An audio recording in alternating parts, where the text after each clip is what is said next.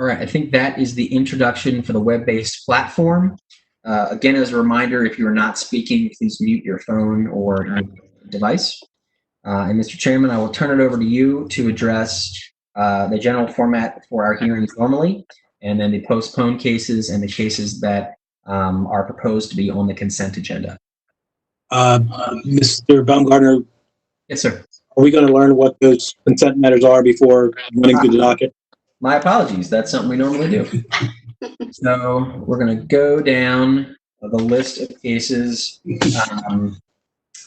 The first, there are three cases I have that are cases that have either been postponed or there's a request to postpone. The first case on that list is case 2020-01, 7211 Park Heights Avenue. That case has already been postponed. We received that request last week, so that is off the docket. The next postponed case we have is case 2020-57, 1701 Osage Avenue. That case, there was a request to postpone. We received it prior to the 48 hours before a hearing, so the case has also been postponed. All right, that case number again? 2020-57. 57. Dorsey Avenue. Dorsey Avenue. Yep, that's correct. And then our third and last postponed case is 2020-61, the very last case on the docket. 2224 Madison Avenue. That case is also postponed to the next docket on May 19th. We did receive that request in time, so that case is also postponed. There are several cases which are on the proposed consent agenda. We'll go through those very briefly. First case I have is 2020-31, 1939 West North Avenue. The applicant is Zulfi Ahmad to continue to use the premises as a multifamily dwelling with 3 dwelling units. The last authorized use for this property was as 3 dwelling units. I believe it's gone vacant for a period of time. But as that was the last authorized use, and we have city records that show that. We have that on the consent agenda. Next case is 2020-39, 707 West Monument Street. The appellant is Talib Davis L. That's to construct a second and third floor rear addition. Simply requires a minor rear yard variance. That's also on the proposed consent agenda. Next case is 2046, 3300 Strathmore Avenue. The appellant is Aliza Hertzmark. That's to construct a 2-story rear addition with deck and porch. Requires minor variances and letters of support from neighbors, and I believe a letter of support from the neighborhood association as well. Next case we have on consent, proposed consent is 2020-51, 527 North Charles Street. The applicant is Min Vo, and this is to continue to use the ground floor and basement as a restaurant. The last authorized use was also as a restaurant. Next case we have is 2020-53, 246 North Hilton Street. The applicant is Almond and Watts LLC to continue to use the premises as a multifamily dwelling with 2 dwelling units. The last authorized use for this property was also as 2 dwelling units. So I have it on the consent agenda. And then last, 2020-59, 1900 through 1902 South Hanover Street. The applicant is Joseph Woolman. This is to construct a new mixed-use multiple family dwelling with 258 dwelling units and 370 off-street parking spaces. It's a large project. The variances requested are very small, however. There's no parking variance requested. There's no density variance. I believe it's only a front yard variance that's being requested for this property. And so those are the cases I have on the proposed consent agenda. As always, cases are proposed consent when there's no known opposition. We will open it up if there are any folks either on the line right now who are in opposition to a specific case, please raise your hand and or send a message so we can note that and we can remove those cases from the consent agenda. Let me see here. I don't see any hands being raised. I don't see any messages regarding any of the consent cases. Do any of the board members have any questions about the proposed consent agenda or questions about those particular appeals? No, but maybe give everybody another 60 seconds to find the hand real quick, just as a You bet. as a precaution. I mean, maybe not 60 seconds, but you know what I mean? Like, Sure. find the hand. Yep. So I see one hand being raised. I see a couple hands being raised. So I will to a panelist briefly, and please tell me which case that you are objecting to. Again, these are only cases that are on the consent agenda. The case just listed for 1939 West North Avenue, 707 West Monument, 3300 West Strathmore, 567 North Charles, 246 North Hilton, and 1900 South Hanover. So I will note Councilman Ryan Dorsey. I will briefly unmute you, and please let us know which case you put your hand down, but I'll unmute you anyway to see. Thank you, Derek. Yeah, I had not heard the whole list until you just read it then. I apologize, but thank you. I do want to know, I sent you an email about case number 2019-274, 3006 Hamilton. I wanted to make sure you got that. Thank you. Yes, thank you, sir. And I will unmute Ms. Rhonda Gaines, and please tell us which case that you are objecting to.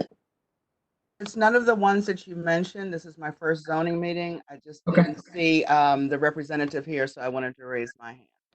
Not a problem at all. Thank you very much. We're going to go through the cases, the remainder of the cases in the order in which they show up on the docket. So you're certainly, when that particular case is called, we will also make a request for public comment. Okay, thank you so much. Derek? Yes. If I may, Martin French for the Planning Department. We'd like to ask on appeal number 59 for 1900 South Hanover. Then approval will be subject to the condition that the proposed structure and all related improvements are completed and installed in accordance with the subdivision and development plans approved by the Planning Commission. Planning Department is not objecting to this application. Thank you. Thank you. And for the record, that was Martin French of the Planning Department. And thank you, Martin. I had neglected to ask for planning reports for the consent cases. So thank you for that. All right, any questions from the board about the consent or the postponed cases? No. Well, I do. Only in terms of procedure. Will I still be going through a consent docket to formally call those cases and the normal procedure? That's correct. Yeah. So we're going to start that right now, Mr. Chairman. If you'd like to go down that list again, when you announce a case, just give me 15 seconds to find the applicant on the attendee list and then unmute them so you can call the case similar to how we call the cases when we have live hearings. Okay, and then again, following the preliminary remarks that I'll proceed with now. Yes, that's correct. Okay. Welcome all to this new normal. Some of these may apply more so now or less so now, but initially I want to ask you to, again, please turn off your cell phones. Some of you don't even have the control with regard to the mute buttons, but in any event, turn off your cell phones, keep talking to a minimum. Obviously, this is all being recorded and everything is being heard and seen when the video is provided. The board will vote on each case, make a decision at the end of the docket. You can stick around and stay logged on for that, to observe that in a virtual format. Otherwise, you can call the BMZA office tomorrow morning after 9 a.m. That number is 410-396-4301. Again, 410-396-4301. In any event, you should still receive your resolution in the mail within about 30 days. We ask that always you not do any work until your resolution is received, and do not do any work in Baltimore City without pulling the proper permits. We have identified postponed cases. I don't need to repeat those, and you can follow the instructions that you have with regard to postponements. If you have any questions, again, call the BMZA office 410-396-4301. For those matters, those of you who are familiar with the voting hearings, if you have opposition, we encourage you to speak with the applicant about that to the extent it can be resolved. Certainly they tend to, that discussion tends to sometimes resolve issues. If it can't be resolved, then that's okay. We will hear the matter. Nobody will be standing to my left or my right, but at this point, we'll go to, well, for the cases for which there is opposition, I do understand there will be some. Again, that'll be controlled by Mr. Baumgartner to give you access to speak and be heard. But typically, we have the applicant go to be heard. The opposition will then respond, and then final word will be with the applicant. We'll follow that format. Now, I will walk through again the cases for which the board has concluded we have sufficient information to grant your request. Again, no lining up, but I'll just read it and go forward and be prepared to respond to those consent cases. First consent case number 2020-31, 1939 West North Avenue, Zulfi Ahmad. This is a request. Well, you know what? I got to read them all at the same time, right? Just identify them all. Okay. 2020-31, 1939 West North Avenue, Zulfi Ahmad. Next consent case, 2020-39, 707 West Monument Street, Talib Davis L. Next case, 2020-46, 3300 West Strathmore Avenue, Alicia Hertzmark. Case number 2020-51, 527 North Charles Street, Minvo. Case number 2020-53, 246 North Hilton Street, Allman and Watts LLC.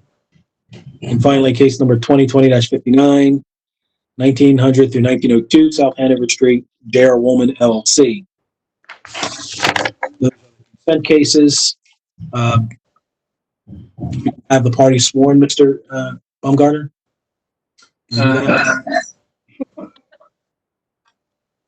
So for the consent cases, we typically have a court reporter that swears in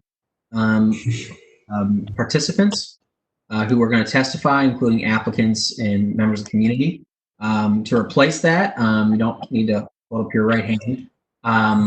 But this is being recorded. It is an official court transcript and record, and the testimony that you do provide needs to be the truth, the whole truth, and nothing but the truth. We hold you to that testimony, and that record will reflect that testimony, and the board is giving notice that all testimony provided in these hearings is under oath under the penalties of perjury. I don't think we, other than that notice, there's not a great way to have that affirmed by each applicant. But those are the rules of the board. That's how we've always operated. So you are now on notice that all testimony provided in these public hearings is under oath and under the penalties of perjury. Mr. Chairman, I think that should be sufficient. I can certainly reach out to the law department today to make sure that that is sufficient moving forward for future hearings. Very well. Thank you, Mr. Baumgartner. So I'll begin to call each case. Case number 2020-31, 1939 West North Avenue, Zulfi Ahmad. This is a request to continue to use the premises as a multifamily dwelling with 3 dwelling units. Is that correct? That's what we have, Mr. Chairman. Can Mr. Ahmad or someone representing him make themselves known either by message or by raising their virtual hand? I don't see a Zulfi Ahmad listed in the attendee list. Is Mr. Ahmad present? Or someone to speak for him present?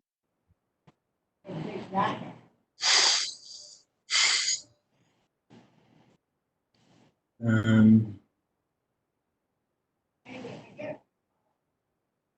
right, it looks like I don't see any raised hands. I don't have any messages regarding this particular case. Mr. Chairman, I think we should, it's my recommendation to table this case. We can swing back around at the end of the hearing and see if Mr. Ahmad or someone representing him has found a hearing platform. Very well. Moving on to case number 2020-39, 707 West Monument Street. Steve Davis L. This is a request to construct second and third floor rear addition. And I have found Mr. Davis L. and I have presented, elevated him to the panelists. So Mr. L. Mr. Chairman, you should be Very good. to proceed. Okay. Do we have any staff reports for this property, 707 West Monument Street? We have nothing. Yeah. Sorry. Martin French for the Baltimore City Planning Department. This property is located in the Seton Hill Historic District. And therefore, the Planning Department recommends that approval of the application be subject to the condition that all exterior changes, additions, demolitions, and alterations are completed in accordance with an authorization to proceed issued by the Commission for Historical and Architectural Preservation. Thank you. Thank you, Mr. French. With respect to the applicant, are those conditions acceptable to the applicant? Yes. Mr. Davis L. Can I be heard? Yes. sir. Yes. Yes. That's. I'm in harmony with that. However, we've already received application from historical to proceed. So that has already been granted. Glad to hear it. Very well. Is there anything you'd like to add, Mr. Davis L., to your application? No, I'm nothing else that I have to add other than I'm ready to get started. I mean, we've been trying to get. Very, very well. The board, having heard your appeal, will believe we have sufficient information to approve your appeal. Thank you. Yes. Okay. Thank you. Only a matter of 2020-46, 3300 West Strathmore Avenue. Ms. Lisa Hertzmark. This is a request to construct a two-story rear addition with deck and porch.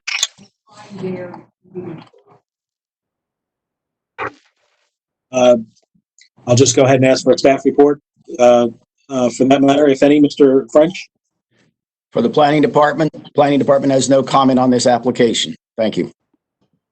Very well. Ms. Hertzmark, is there, or Representative of 3300 West Strathmore Avenue, is there anything you'd like to add to the application? Not at this time. Very well. Well, the board, having heard your appeal, I believe we have sufficient information to approve your appeal. Thank you. Thank you.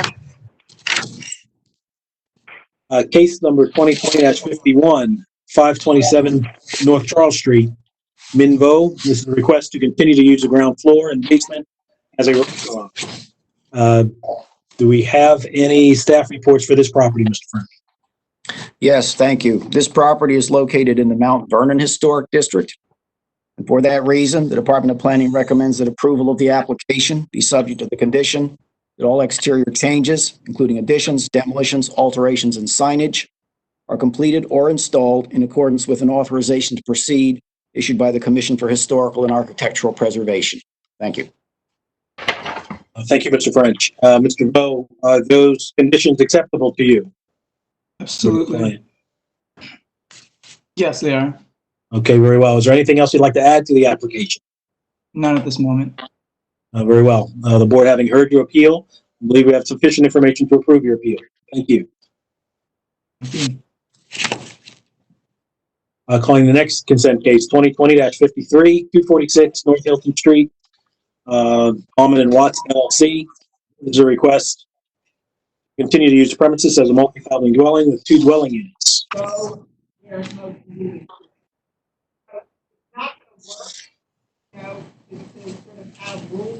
Yes, hello. We have no staff reports for this one. Does planning have a staff report?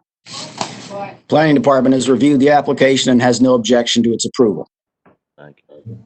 Very well. Again, I don't know who I'm speaking with, but Mr. Yep, this is Karif Allman of Allman and Watts LLC. All right, Mr. Allman. Thank you. Is there anything else you'd like to add to your application at this time? No. Very, very well. The board, having heard your appeal, believe we have sufficient information to approve your appeal. Thank you, sir. Thanks. Finally, on the consent docket, case number 2020-59, 1900 through 1902 South Hanover Street, J.R. Woolman, LLC. This is a request to construct a new mixed-use multifamily dwelling with 258 dwelling units and 370 off-street parking spaces. Do we have any staff reports for this property? We have a letter of support from Councilman Eric Costello, and we have no letters of opposition from the community. I turn it over to Mr. French for his report on planning. Thank you. Planning Department notes that this development has previously received consideration in this department and the Planning Commission. The consequence of changing the street address for this property is resulting in a change of where the variances need to be applied. For that reason, this is really a technical application. The department recommends that approval of this application be subject to the condition the proposed structure and all related improvements are completed and installed in accordance with the subdivision and development plans approved by the Planning Commission. Thank you. Thank you, Mr. French. Just very briefly, I forgot to mention that the applicant had amended this application it alters the setbacks because it changes which setback is associated with which property line. Those amended plans are included in the record. They actually minimize, they decrease the degree of variance being requested under this application. And Mr. Woolman can briefly explain any of those changes that the board would like him to explain further. Okay, thank you, Mr. Woolman. Is there anything you'd like to add with regard to that issue? No, I'd like to thank the planning department, Mr. French. They had offered this suggestion during one of our many meetings on this project, and we've moved the front yard and the address to Hanover Street. So Mr. Baumgartner is correct. We now have a front and there's a rear yard setback as well. So there are two minor setback variances that we're seeking based on that revised plan. Okay. Well, thank you. Mr. Woolman, is there anything else you'd like to add to your application at this time? No, thank you. Very well. The board, having heard your appeal, we believe we have sufficient information to approve your appeal. Thank you so much. Thank you. That concludes the consent docket. Now turn our attention to the regular docket and call the first case, 2019-274, 3006 Hamilton Avenue, Anthony Taylor, request to use the premises as community center. And we have staff reports for this one, Mr. Chairman. I'm trying to keep up with everything. I understand, sir. Mr. Taylor is here. Let me promote him to panelist. As you described earlier in today's hearing, the way our hearings normally work, the applicant explains their proposal first, and then any members of the public that would like to testify in support or in opposition will then be given that opportunity. So I'm going to promote Mr. Taylor to being a panelist. While that works its way through the system, similar to how the chairman has conducted the consent agenda, we will go through staff reports. I do have a letter from, I believe this is what Councilman Dorsey had indicated earlier. I'm pulling that up right now. Yes, so our staff report reflects that we have a letter in opposition from Councilman Dorsey. He indicates that since the last hearing on this appeal, the community and I have heard nothing from the applicant. Our discussion at that hearing resolves the applicant making a commitment to provide additional information, which they have not provided. Make sure. Yep. I continue to believe that their plans are insufficient to be considered an actual community center at this time. They have not satisfied the community that their intended manner of use meets the requirements of the Hamilton Urban Renewal Plan. We also have a letter in opposition from the Glenham Belhar Neighborhood Association. They oppose the use for similar reasons. I would turn it over to the planning department for their comment. Do we need to swear this witness, the applicant? I don't think we need to swear individual witnesses. I Okay. guess every applicant on notice again that these hearings are under oath. They are under the penalties of perjury. You're required to tell the truth, the whole truth, and nothing but the truth. And again, Mr. Chairman, I don't like proceeding that way, but I can't figure out at the moment another way to swear in witnesses.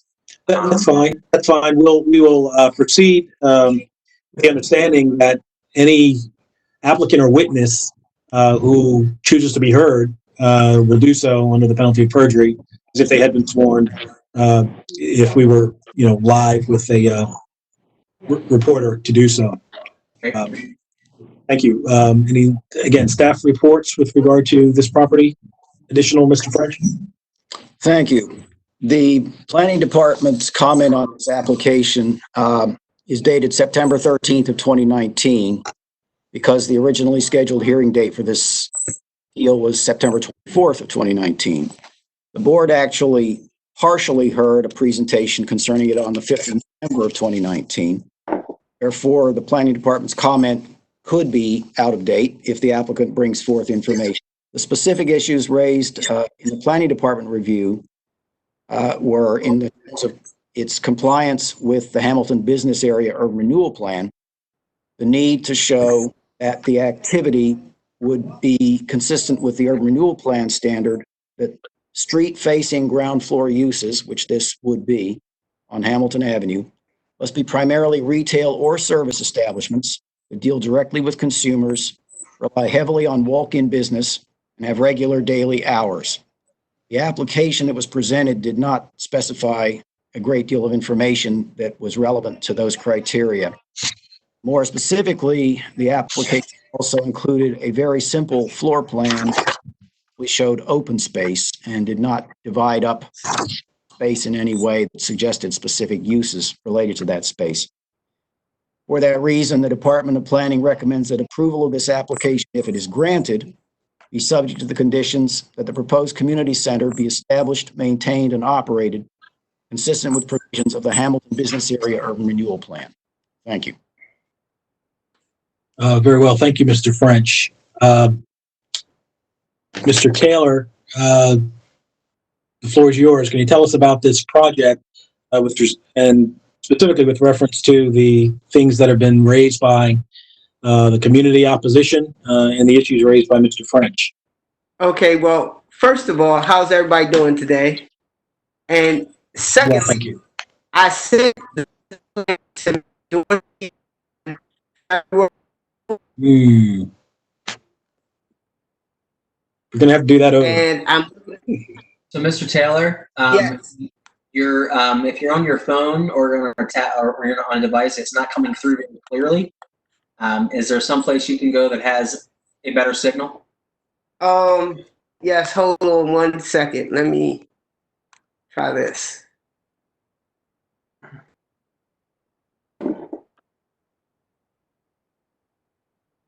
Hello? Yes, sir.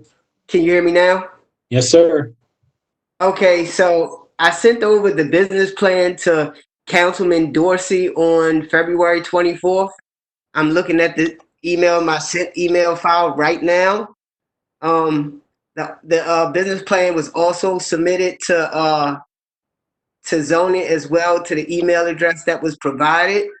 And I never heard anything back from Councilman Dorsey, which I thought that was odd. And then last week, Ms. Lansinger asked for a copy of the business plan as well, which I also provided her. So I have no idea why they're saying that I haven't responded to what was addressed at the last hearing, because it was addressed. Was the request for a business plan the only issue that had been raised by the community association? Yes, it was the business plan, and everyone on the board were in agreement saying that they don't see why we shouldn't be able to not have a community center. And then once we talked about it, it was like, okay, well, if you provide us and Councilman Dorsey with the business plan, then at the next proceedings, everything should be okay. And I provided all the information that was asked of me. So, Mr. Taylor, can you describe for the board members what type of community center is this? What activities will be occurring in the community center? How many staff do you have? How many folks do you intend or do you expect to be coming into the building on any given day? Just describe the use for the board. Okay, so basically, mostly it'll be like after school programs. Mostly it probably won't be more than 15 people in here at any given time. The ground floor is adequate to equip with all of that and to help people with social skills. It'll also help with people job readiness, job preparedness. We already talked about the last meeting. We also have like a Teach Next Door program, and also we were going to allow the communities associations to utilize our space because as I've been going to some of the community meetings, some of the space isn't adequate for them to have their meetings, especially like the Hamilton Business Association meeting. Their space that they're using isn't adequate, and she also approached us about having pro bono law services come in to use our facilities to be able to help the people in the community. So that's pretty much what we're trying to do. We're just trying to provide something because the community were complaining about the people in the community hanging out on church steps and them not having a place to go. So we're actually trying to give the young people in this community an outlet to, better prepare them for their next stages of life. Okay, sir, this is Mr. Fields. You mentioned that this is primarily after school. What are the hours of the community center intending to be? Well, we do have some day programs because we have senior citizens as well. So it would be normal business hours. So it pretty much be from like 8:30 to 5. How will this be funded? It'll be funded through crowdfunding. It'll be funded through grant raising, writing grants, donations, and things like that. Do you presently have any funding? Yes. And? I'm gonna let Mr. Harry speak to that part. Yes, we currently have. Sir, state your full name. My name is Harry Chappelle. Yeah, I got my mask on, so. Did you hear me? Yes. Okay. Okay. You want me to continue? Yeah. Are you represent? Do you have an official capacity with this community center? If so, what is it? Yes, I'm one of the partners that's trying to open it. I'll be partnering with them. Okay. Yeah. So go ahead, sir. Okay. So yeah. So we already have funding, and we have some different businesses and everything that's willing to donate and give us funding to support the facility. And we also plan on, having fundraisers and different things like that. We have businesses that's willing to come in and support any kind of need that we have. We already have that in place. We just need to get the we just need to get the facility open, and they're ready to go day one. Is the Hamilton commercial area group in favor of this? Yeah. Yes, we have spoken to her. Do you have any records of that, Mr. Ms. Lancinger told me she would be sending a letter to BMZA in support of us. I speak with Ms. Lancinger frequently, so she said she was writing a letter. So we don't have a letter of support. The councilman's against it, and the community association's against it. Am I correct or not? No. Well, I can reach out to Ms. Lancinger and find out what happened with the letter. I can call her now. How do you spell her last name? Lansinger. Her first name is Regina. What's the name of this community center? What are you calling it? P&H Community Center.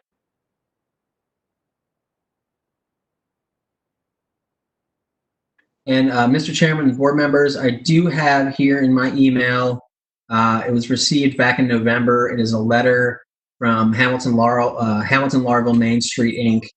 Dear Mr. Baumgartner, letter of support for changing turn located at 3006 Hamilton Avenue. So we do have a letter of support from the Business Association. As I mentioned earlier, we have a letter of opposition from the Community Association.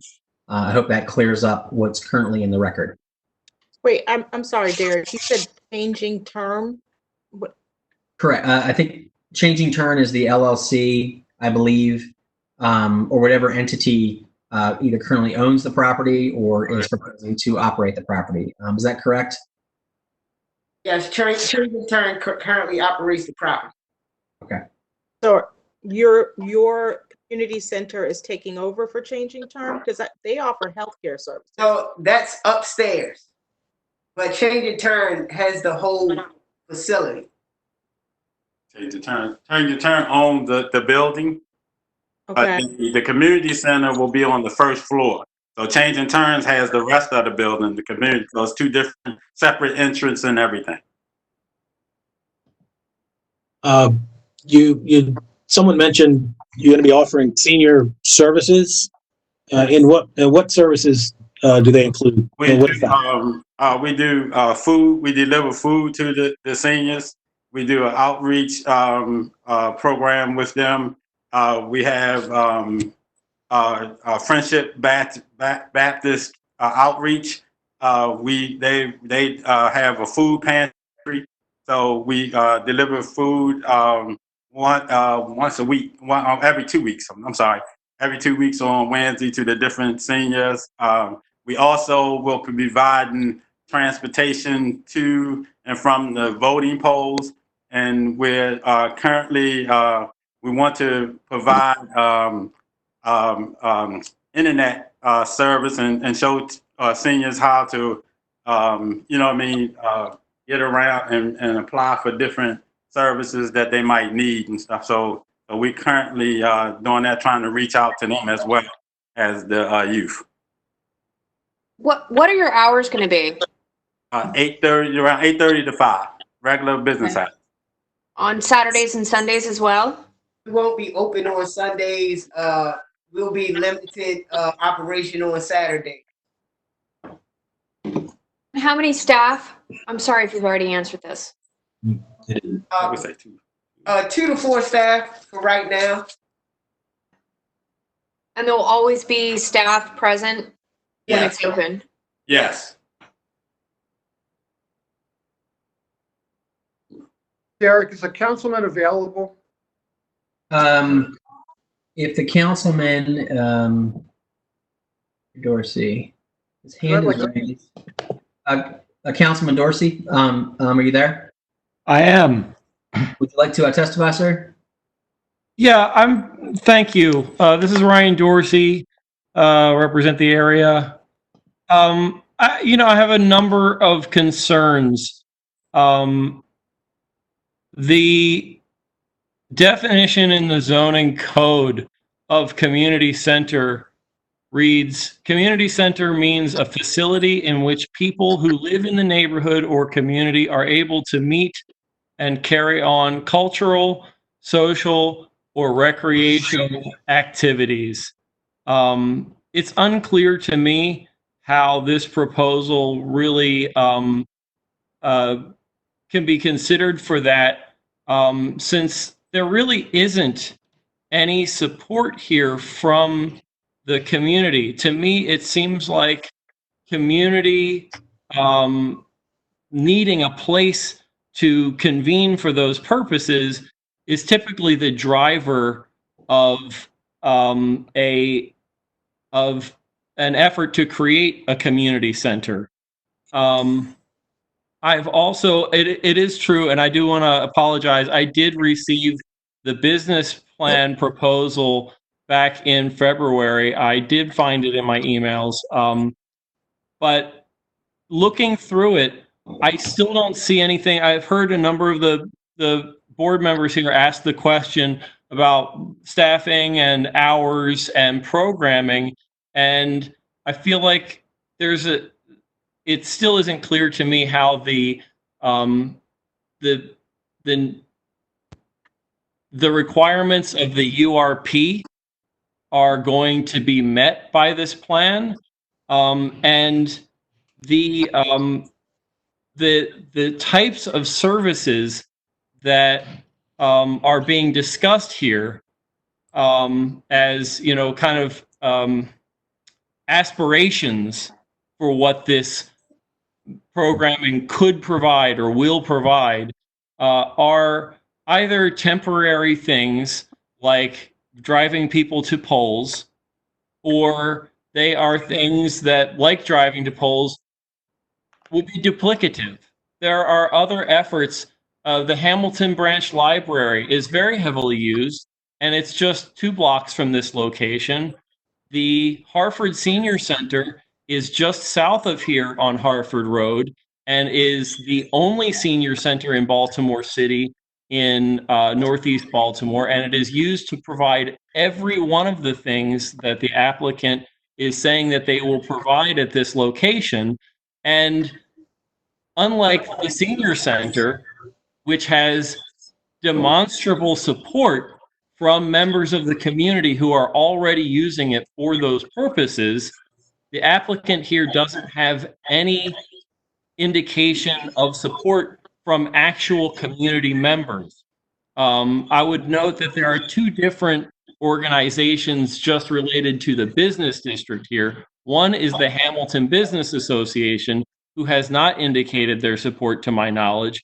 The other is Hamilton Lauraville Main Streets, who, while they may have submitted a letter some months ago, I forget what I heard the date was, maybe it was back in November, but I have an email here from the director of Hamilton Lauraville Main Streets from a little over a week ago on Friday, April 24th, that says, I have not been able to reach anyone at Changing Turn to get a full description of their planned use as a community center.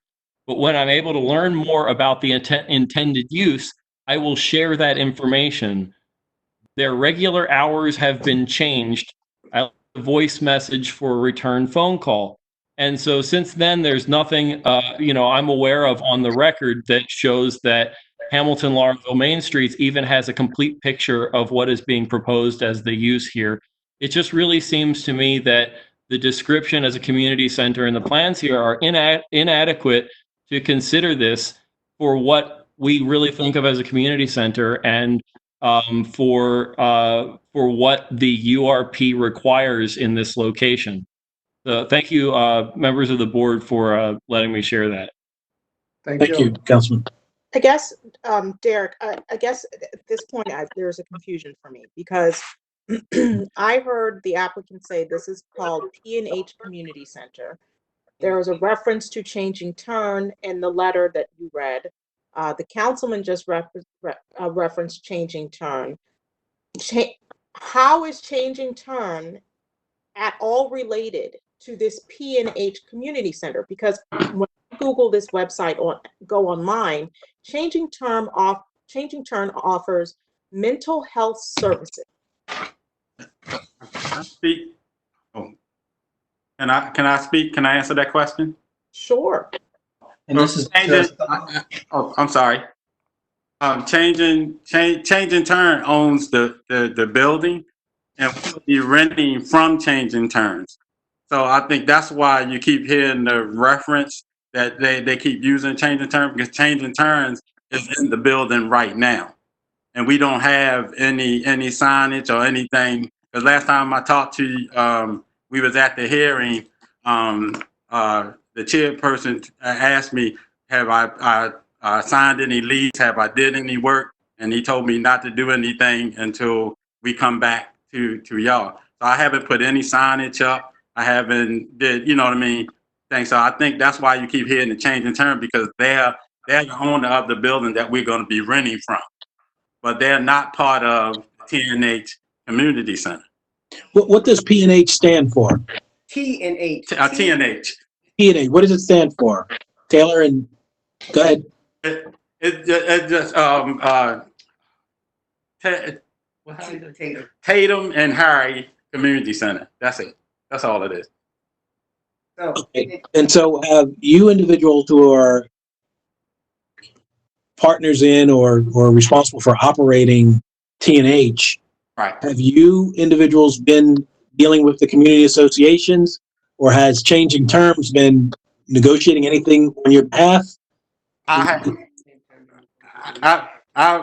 changing turns, and I have attended 5 association meetings myself, passed out and passed out literature and everything. Me and Anthony Taylor went in and tried to we answer any questions, any concerns that they have.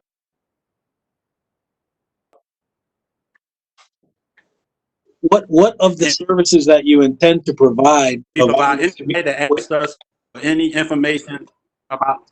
I can't hear you. What you say?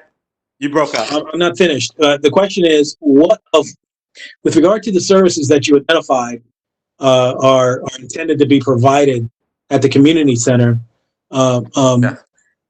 What such services are being provided by you all now, and what is your experience in providing those services? Okay, so right now we are already doing the senior food delivery. We also provide we help what's that Friendship Baptist outreach program with trying to get people. We do a little partnership with them and try to get people employed and get different services. We connected with them. Not only that, we just had 5 students help them graduate from neighborhood academy. They just did their internship here. You say here, where is that? Graduate from high school. In the Changing Turn facility. They did it as Changing Turn has an outreach that is partnering with T&H Community Center. So through Changing Turn outreach, they were able to do their internship for city neighbors. Mr. Chairman? Yes, sir. Hello. I know that area pretty well, and I think that if this isn't postponed, I don't think I could vote for this, given the opposition of the council person and the community association, and what I see as a lack of any real plan. So, and also he should be hearing from Ms. Lansinger real soon, because I just spoke with her on Thursday. So she may not have gotten back to him yet. So I just spoke with her on Thursday. Well, here's an observation. Is this Mr. Taylor? Yes. We've heard several entities being identified. Changing Terms is one, which is consistently being identified, and you've just identified yet another kind of offshoot, an outreach of Changing Terms that children or students are getting some benefit from through an internship program. But it really kind of still is a mystery as to who you are and what you're providing and what your organization, how your organization is comprised and what it's prepared to do. Because right now, everything seems to be tied to Changing Terms. I recognize they're a landlord and you intend to be the lease from them. Let me ask you a question about the physical space. Is it just an open room at this point? What do you intend to do with it? So right now, the fire department has zoned it for 165 people. So right now it's just set up as I think it has a bathroom, 2 offices. It has open space that anything hasn't been sectioned off into yet until the final approval came through. Thank you, Mr. Baumgartner. The final approval to come through for the community center. So it hasn't been all the way set up for the community center. It's pretty much an open floor plan with some office space. Okay. So, Mr. Chairman, if I can add very briefly, just to kind of wrap things up, the particular application here is for a community center. Yes, sir. We've heard a fair amount about what that is. Community centers are a conditional use in the C1 zoning district. The complication with this case is that there's an urban renewal plan that impacts this particular area, which limits or restricts uses And Mr. French had gone into this a little bit earlier, and I misplaced the staff report.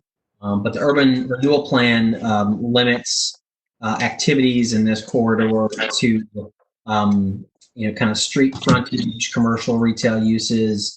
The urban renewal plan also includes the word services. I don't know whether a community center would be considered a service as well. Lastly, I do have the business plan from the T&H Community Center here, which I can happily forward to the board members after today if you wanted to take a look at it, if that would help answer any questions about the specific operation of this proposed use. I just wanted to add those brief comments and see if the board members had any additional questions for this appeal. Thank you, Mr. Baumgartner. Mr. Taylor, is it your position that the business plan is responsive to all the questions that have been raised by the community center, the councilman, and also would provide this board with a more definitive understanding of what your plans are going forward with this community center? Yes. Okay. And I think given more time, he'll hear back from the people from the Business Association. And I'm glad he found the email that I sent back in February. But yeah, we've been trying to do everything on our part to ensure that we'll be able to help the community in the best way possible. Mr. Chair, back to my comments. I'm not sure what we should be receiving more information soon, what that really means. Does he want us to postpone this, or does he want us to vote on it today? I mean, I would prefer you vote on it, but Councilman Dorsey said he hadn't heard back from Ms. Lansinger, and I spoke with her, so I didn't know if he needed more time or what. I mean, I'm fine with you all voting on it today. All right. Okay.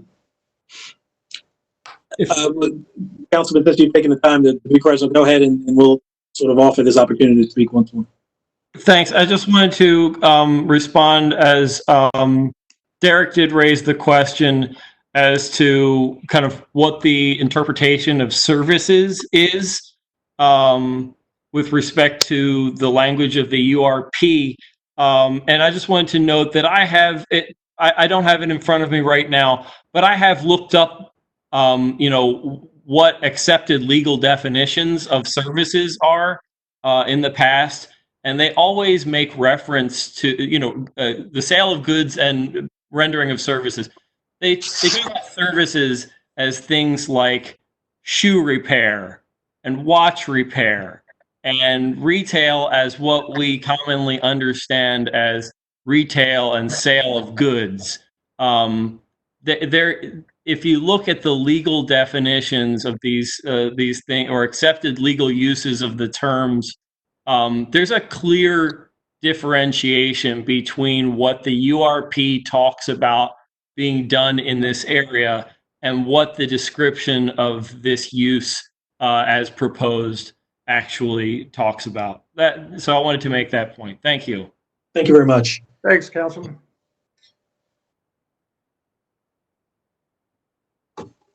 Derek, you're muted. You're muted, Mr. See, I was following my own rule, and I was following my own rule.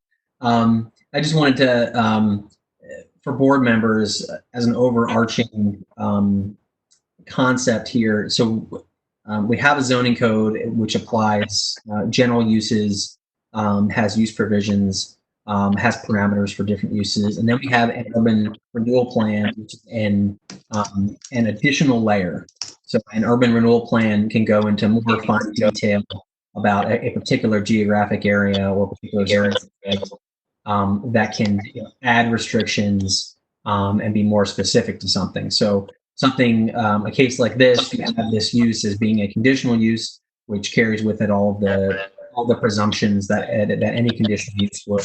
Then you have an urban renewal plan that restricts those uses a little bit more. So I think that's what Councilman Dorsey was getting into a little bit in his testimony, that this particular urban renewal plan restricts the types of businesses. And I have the language in the planning department staff report, which states if I can find it. The Hamilton Business Area Urban Renewal Plan plan states street-facing ground floor uses must be primarily retail or service establishments that deal directly with consumers, rely heavily on walk-in business, and have regular daily hours. So that's the operative language in the urban renewal plan for the board to consider as to whether or not this community center fits within that definition. Very well. Thank you, Mr. Baumgartner. Any further questions from the board? No. All right. Last, I'm going to check the list of attendees to make sure we don't have anyone else who wants to testify. I'm going to unmute Ms. Gaines because her hand is raised to see if she this case or a different case. So let me do that. Ms. Gaines, are you there? Yeah, I didn't know my hand was raised. So I have someone from the neighborhood association. Our president is going to be taking care of that. I'm sorry. I didn't know That's all right. No, I just want to make sure that you weren't interested in testifying in this particular case. So I will mute you again. Sorry. Thank you. Can you unhand? You have to unraise your own hand by clicking on it again. All right, Mr. Chairman, I think we're good for that case and we're good to move on. Very good. Moving on to the next matter. On the case of 2019-427, 1835 Walbrook Avenue. Appellant Antoine Newton to request to use the rear portion of the property known as 1919 North Monroe Street as an office, tag and title service. I'll ask for any staff reports associated with this property. Mr. Chairman, the board had heard this case originally on January. It was brought back to the board's on a docket for February 11th, and we're back for a third time.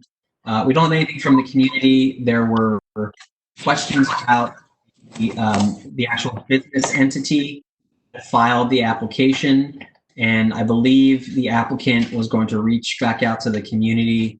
That's all the reports we have. I don't have any other reports from any neighborhood associations.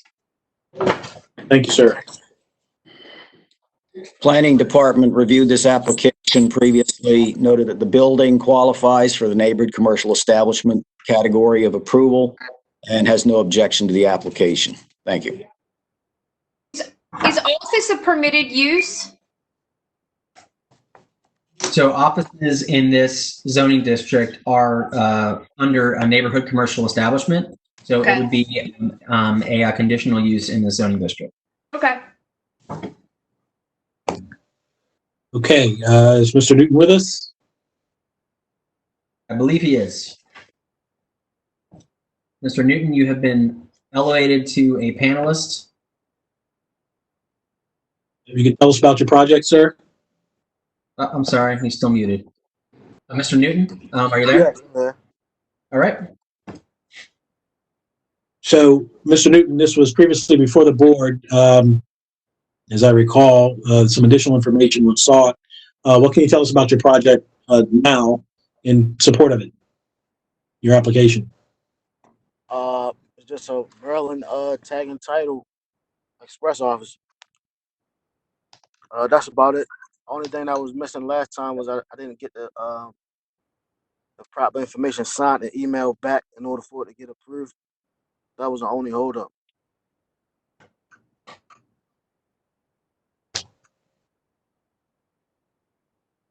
Information signed. Mr. Baumgartner, do you know what he's referring to? I do not. It might be with the state licensure, but Mr. Newton, what are you referring to specifically? I'm sorry. The zoning paper that was given me from the office. Sorry, I can help with that. Last time we had the hearing, we had not received the affidavit saying that it was properly posted. Okay. So that's why it was postponed. Okay. So we certainly don't have a posting issue at this point. That's correct, Mr. Chairman. Okay. If there are any other questions from the board members about the particular operation or the use, as Mr. French had said, the last authorized use for this property was as a beauty salon or dry cleaning establishment. I believe there's a single dwelling unit above on the second floor, so it does have a history of non-residential use. which would make it qualify. So it's simply a conditional use before the board. Okay. And Mr. Newton, you referenced this was going to be an MVA Express office? Yes. Well, Okay. no, I'm sorry, not express exactly, just tag and title. So it's Okay. privately owned. Privately owned. You're not operating anything through the MVA, is that correct? Yeah, I am through that system. But it's a private business that's operating the tag and title service, Oh, correct? yeah, it is a private business. What was your question, Derek? Derek? I'm trying to recall. I think it was just the licensure issue with the state of Maryland to make sure that that was done correctly, which isn't necessarily a prerequisite for zoning review, but it's certainly a state law requirement for the operation of the business. And it looks like that was my only question, Mr. Cunningham. Thank you. Okay. Are there any questions from the board at this point? No. No. Mr. Newton, is there anything like that you'd like to add to your application? No. Very well. Thank you for your presentation, sir.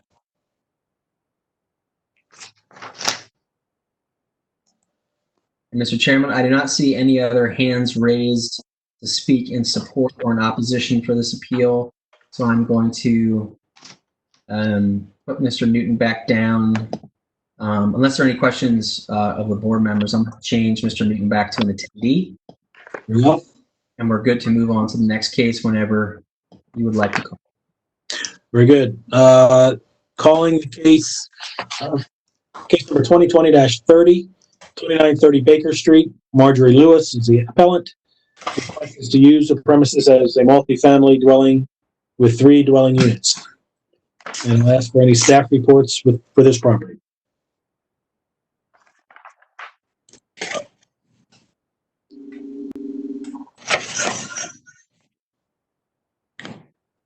Staff does not have anything from the community on this one, and I turn it over to planning.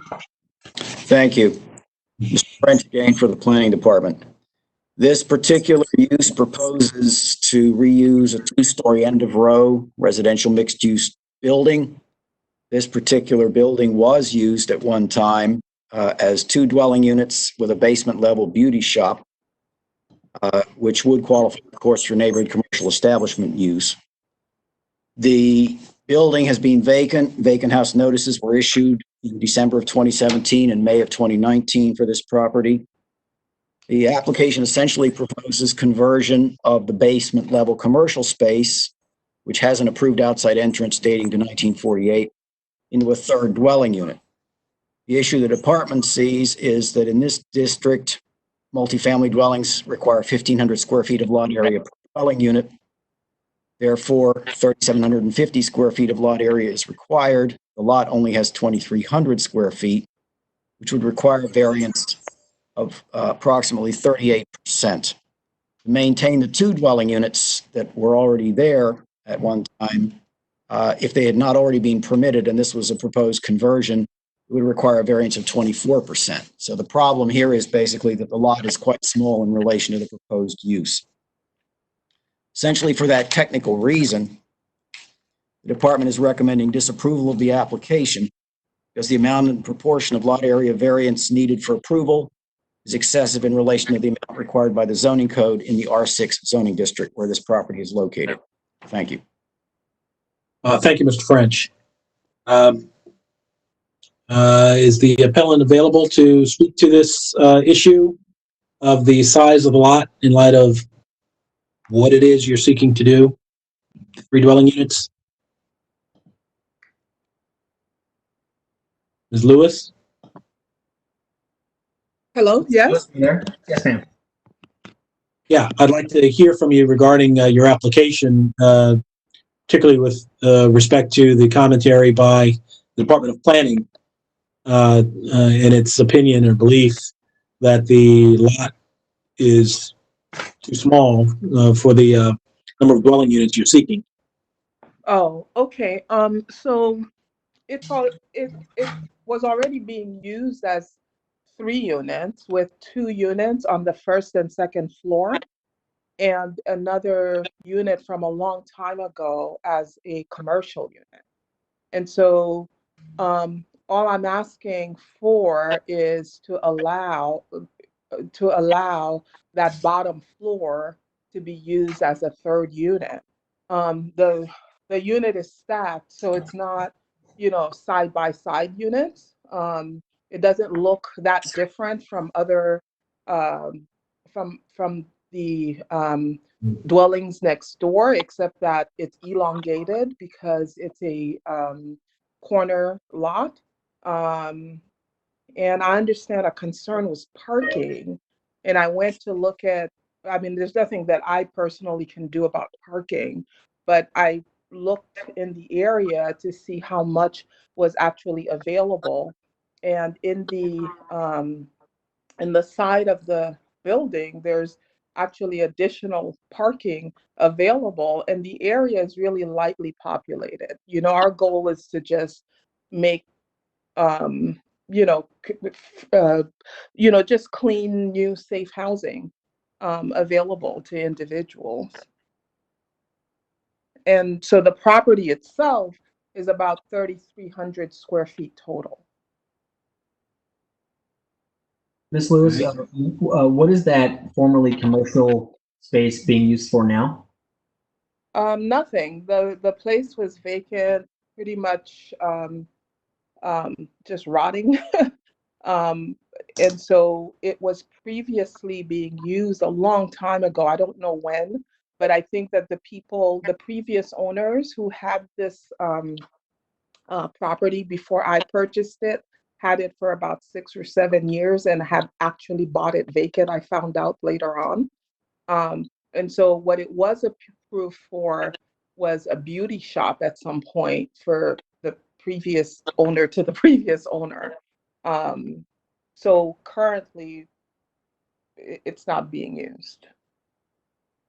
And when did you acquire the property, ma'am? January of 2019 or February of 2019. Are there any occupants presently? Pardon me? Are there any occupants present? Oh, no. Vacant? Yeah, it just needs to be completely redone. We've already gotten permits for demoing. We want to get permits for the building, but I want to be clear in terms of what I tell the architect to do so that we can get the proper permit. Are you in a position to proceed if it was only going to be 2 dwelling units? Am I in a position to proceed if what? Well, you're asking for 3 dwelling units. Yes. Could you simply, the 2 dwelling units that previously existed, that needs to be rehabbed as well, I take it? Oh, yeah. It's completely, there was a big hole. There was a big hole in the roof, so it probably rained on there for years, and so everything is rotted. Yeah. Okay. So it's nobody's dwelling in there currently. Are there any further questions from the board? Yeah, would you move forward with the renovation if you could only put 2 units in?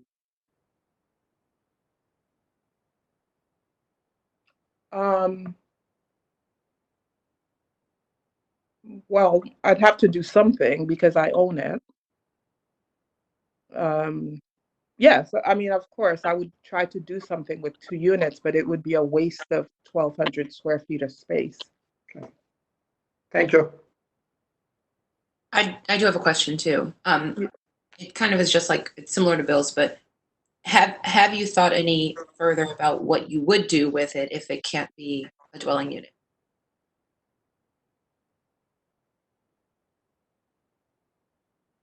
I don't know because I don't have a business that I would want to have there. And so my goal was to get someone in to rehab the entire building and just operate on okay, it has 3 dwelling units, and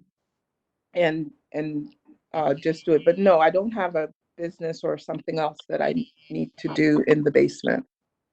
Ms. Lewis, what would the approximate square footage of that third dwelling unit be? The space that's currently designed as commercial that you want to convert into an apartment. Can you give the board members an idea of the square footage of that resulting apartment? Yeah, it's probably, I can tell you. So maybe about 1,150 square feet. Thank you. You know, because it's the entire length. It's the entire length of the building, and the entire width. So unlike the other 2 floors, it doesn't have stairs. Because it has its own, I mean, there would have to be a separate entrance towards the rear. Yeah. But yeah, about 1,150 square feet.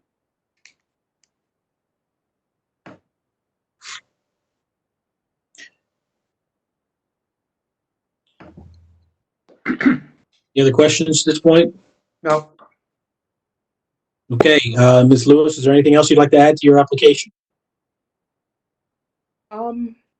No, no, except, you know, I just look forward to its end and to have very, very nice housing. I know that there's a plan to renovate and rejuvenate the area. And a lot of the homes are old. And so I just want to, you know, do a clean, clear, you know,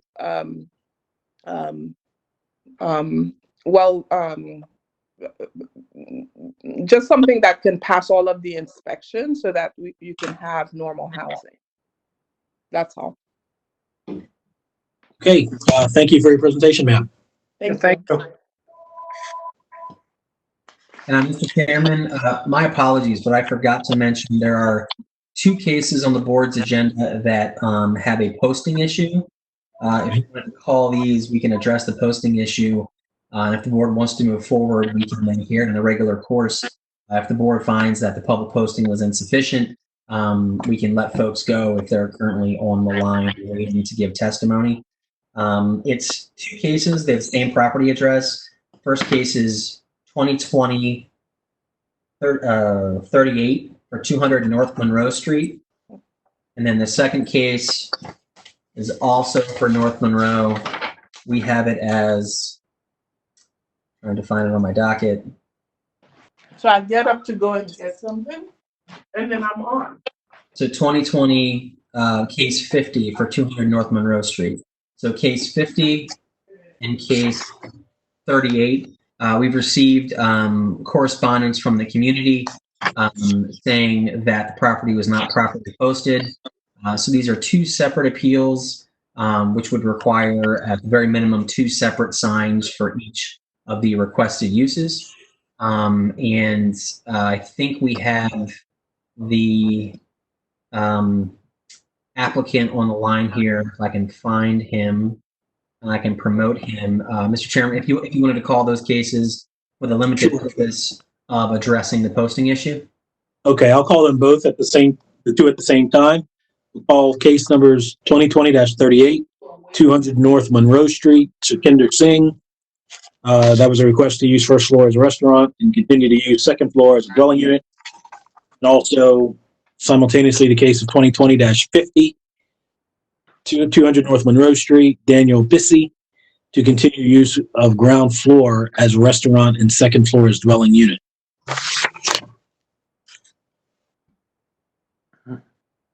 Mr. Patel? Okay. Yes. Can you hear me? Yes, sir. Yes. So we had received notice from the community that the property was not properly posted. Do you have any evidence, timing of posting, any photographs, or the affidavit showing the property was properly posted for both cases, indicating the virtual hearing scheduled for today? Actually, I personally delivered those 2 signs to him, in February to display at one on the front and one on the left side of the property.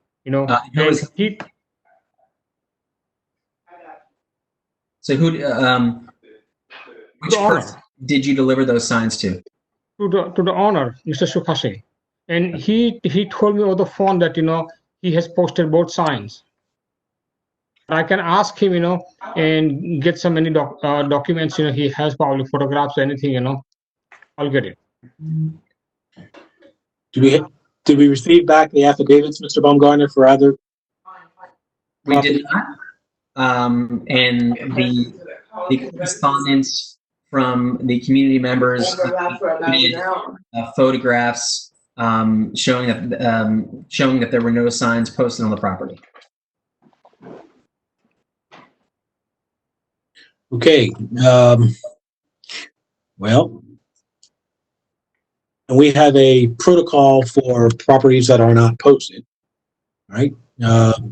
One, the community, which means the community has not gotten sufficient notice of the hearing, and the matter is not permitted to go forward unless and until posting has been demonstrated by affidavit to be sufficient. So procedurally, Mr. Baumgartner, where does that leave these cases with the record that you created? Sure. So the board can postpone these cases to a future date. A lack of posting is a procedural requirement. So the board would also, in its discretion, be able to dismiss both cases. In the past, typically our private practice is... My architect is on here. So in the past, when there are posting issues, we typically offer folks the ability to postpone a case. So that would certainly be the position that we would be in right now. Okay. We would be in a position to offer the appellants the ability to postpone these matters pending proper posting with sufficient evidence to the zoning office that has been done. I'm sorry, I don't recall the name of the gentleman we're speaking with here. Sure, it's Mr. Patel. Mr. Patel. Mr. Patel, we given the record before the board, we're not in a position to go forward with this matter. We do, as Mr. Baumgartner stated, extend the courtesy of postponing the matter. Certainly, I would imagine the applicants want their matters to be heard, but it can't be heard in light of the posting situation. So we postpone it to another date, during which time, between now and then, the property should be properly posted, and evidence of that proper posting should be provided by affidavit to the zoning office. Is that acceptable to the applicants? Yes. Okay. Any objection from the board? No. Okay. So we will take this as a postponement request, and we'll grant the postponement for case numbers 2020-38 and 2020-50.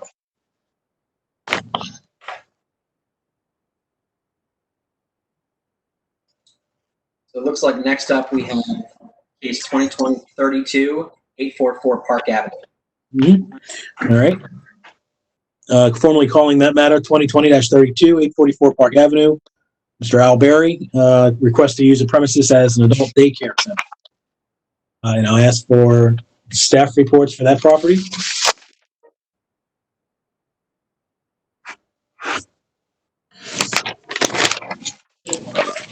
Mr. Chairman, we have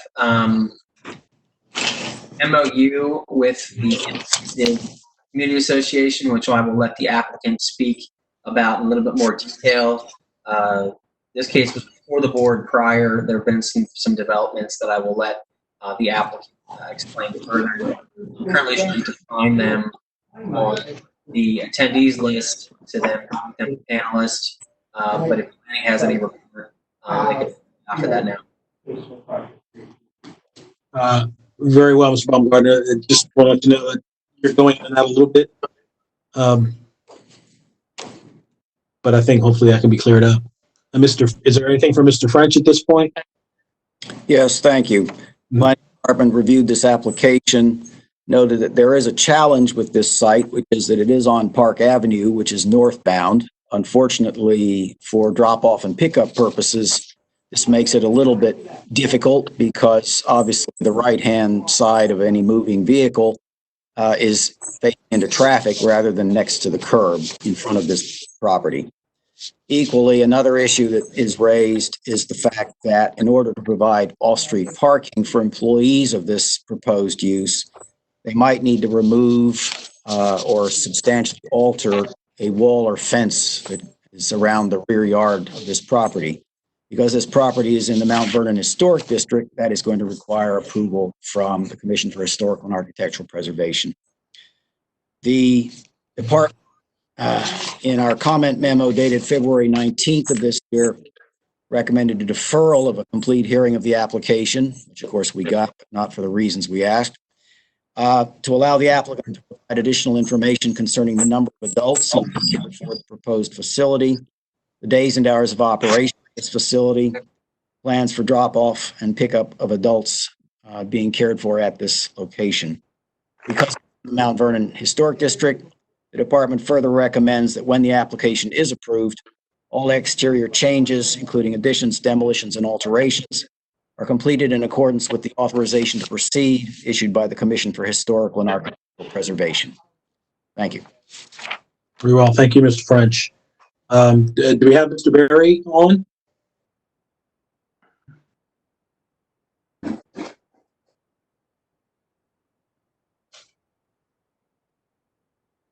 My apologies, Mr. Chairman. Mr. Prettle is here. He was on mute. Mr. Okay. Prettle? Mr. Prettle. Yeah. Mr. Prettle, can you hear us? Yeah. I think that's your list. I told Brandon so right now, I told him, this is gonna come back up. I said, go ahead, just get all this shit done. Like, get it done. So, like, ideally, it's Okay.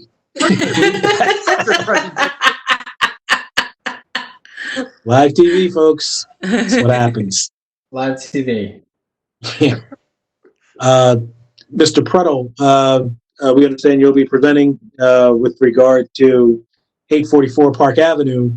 We've heard from planning with regard to certain issues associated with the proposed adult daycare center.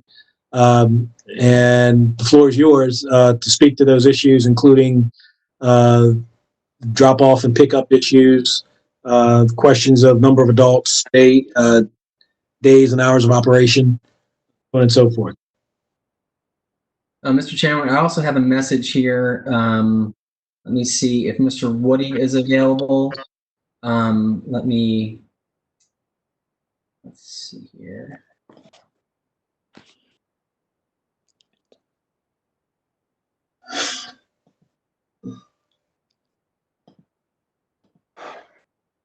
Mr. Woody, are you there?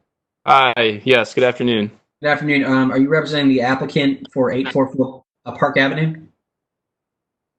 Yes, in part. I believe Mr. Berry is on the call also. I'm not sure if he's having technical difficulties, but I'm not sure who Mr. Prettle is. I don't believe he's part of this case.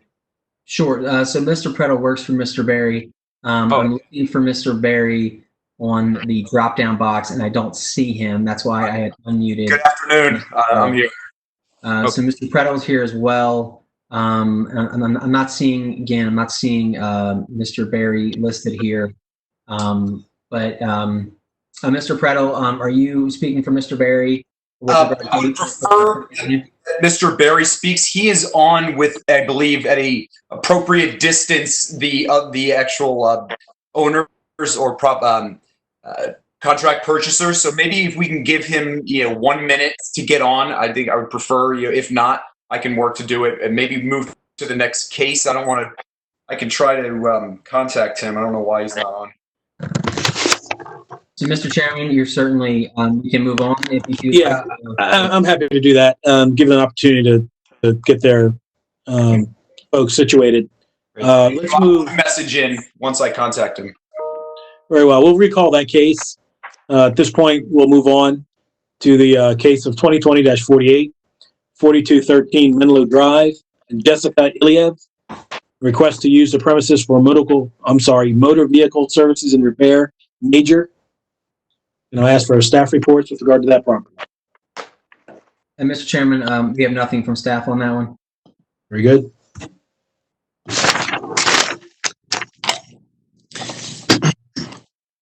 Planning Department has reviewed this particular application, noted that this is in the Reisterstown Plaza Transit Station Urban Renewal Plan area. This property was last authorized for use as warehousing, which is a permitted use in the I-1 zoning district. However, in this zoning district, all use 10,000 square feet of lot area for motor vehicle services and repair major, which this could be categorized as 20,000 square feet of lot area according to the zoning code. This lot only encloses 15,000 square feet and therefore would need a 25% variance in order to be approved. This particular property abuts another property, which is the subject of the next item on the board's agenda. And it is identical ownership with that property. The department believes that these uses no objection to the application. Thank you. What was that again? So, Mr. French, I understand that the applicant here is the representative or the appellant for two cases representing an adjoining property. Case number 2020-49, 5905 Oakleaf Avenue. Yes, that's correct. These are adjoining properties. Okay, I tell you what, then if I can sort of amend calling it a case, then I simply call both of them at the same time. Unless we should take them separately. Mr. Baumgartner, who do you think? We can certainly call both cases at the same time. Mr. Chairman, I'm getting a lot of feedback on my end. I don't know if other folks are. Just as a reminder, if you're not speaking, please mute your device. Or if you are logged on twice, for instance, if you're logged on with a tablet or a computer and a phone at the same time, it will create a lot of disturbance. So please don't log on twice, log on only once using one device. Mr. Chairman? Yes, sir. I didn't hear the end of the planning department's report. Okay, Mr. French, would you mind, well, let me do this. Let me call both cases. And I think it'll be more clear, Mr. French's commentary. Case number 2020-48, 4213 Menlo Drive, Ms. Jessica Iliev, and the request to use the premises for motor vehicle service and repair major. And case number 2020-49, 5905 Oakleaf Avenue, also Jessica Iliev, also a request to use premises for motor vehicle service and repair major. It's just we're, I guess, being efficient because it's the same applicant, although two different properties. Mr. French, if you wouldn't mind adding your commentary again. Certainly.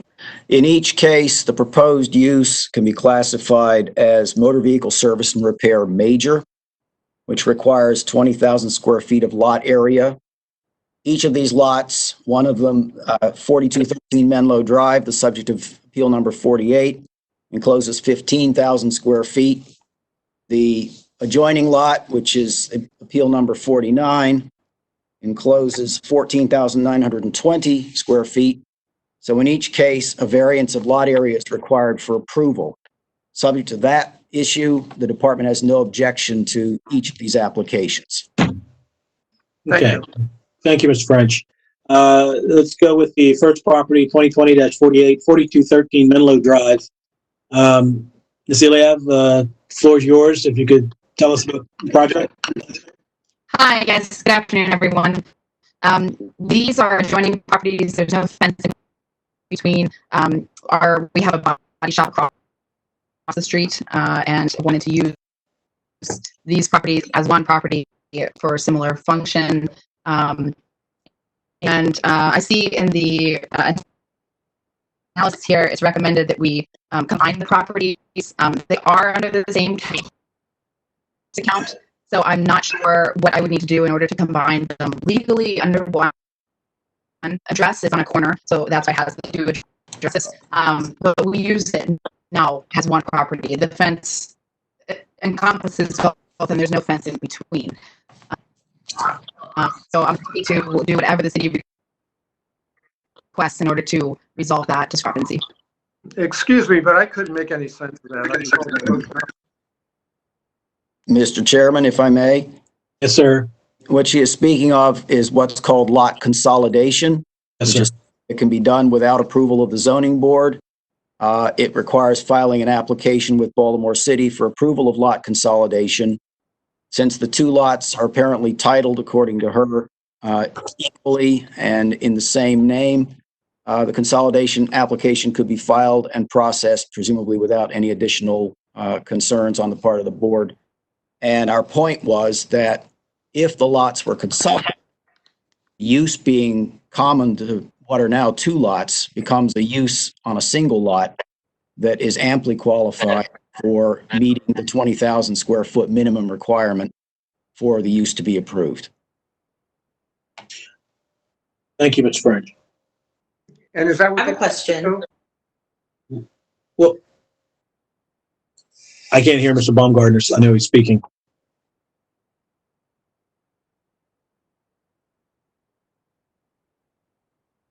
Still. Oh. Well, oh, I can ask my question. Can I ask my question of Ms. Ilyav while Derek figures it out? Go ahead. Okay. Ms. Ilyav, you guys said that you own the lots together right now and you already use them. Do you use them for a body shop or something different right now? It looks like she's frozen. Yeah. I think Spinning on my screen.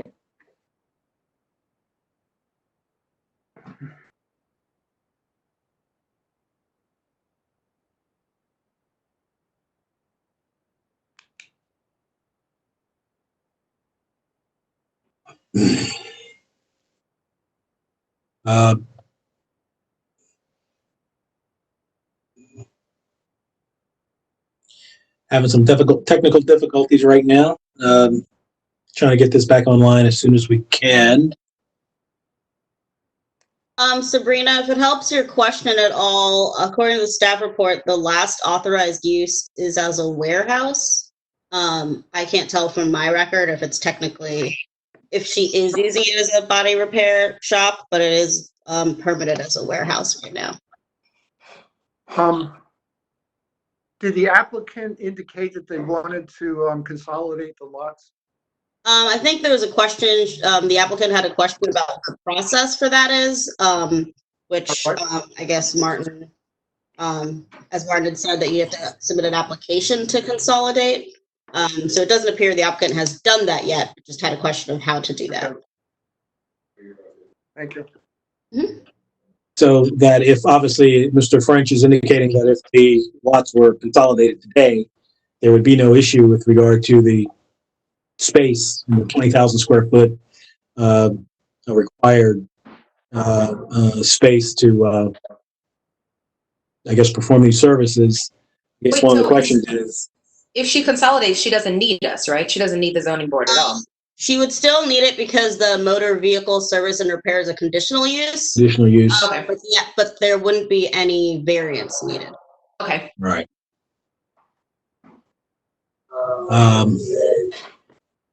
Wondering, have we ever, I probably should know this, but have we ever granted an application pending the consolidation, successful consolidation of the lots of two first parcels?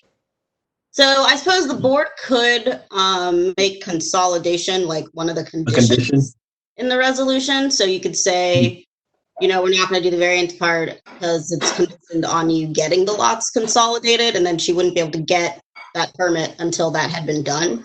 Right. The permit for the use until the consolidation had been done. So that is one way to do it. Alternatively, the applicant, who looks like we've lost because of technical issues, but could just request a postponement until the consolidation is done, because the application stays live for a year. So both of those are options the board could take. Obviously, I guess the board itself could postpone it if that's the way they'd prefer to do it.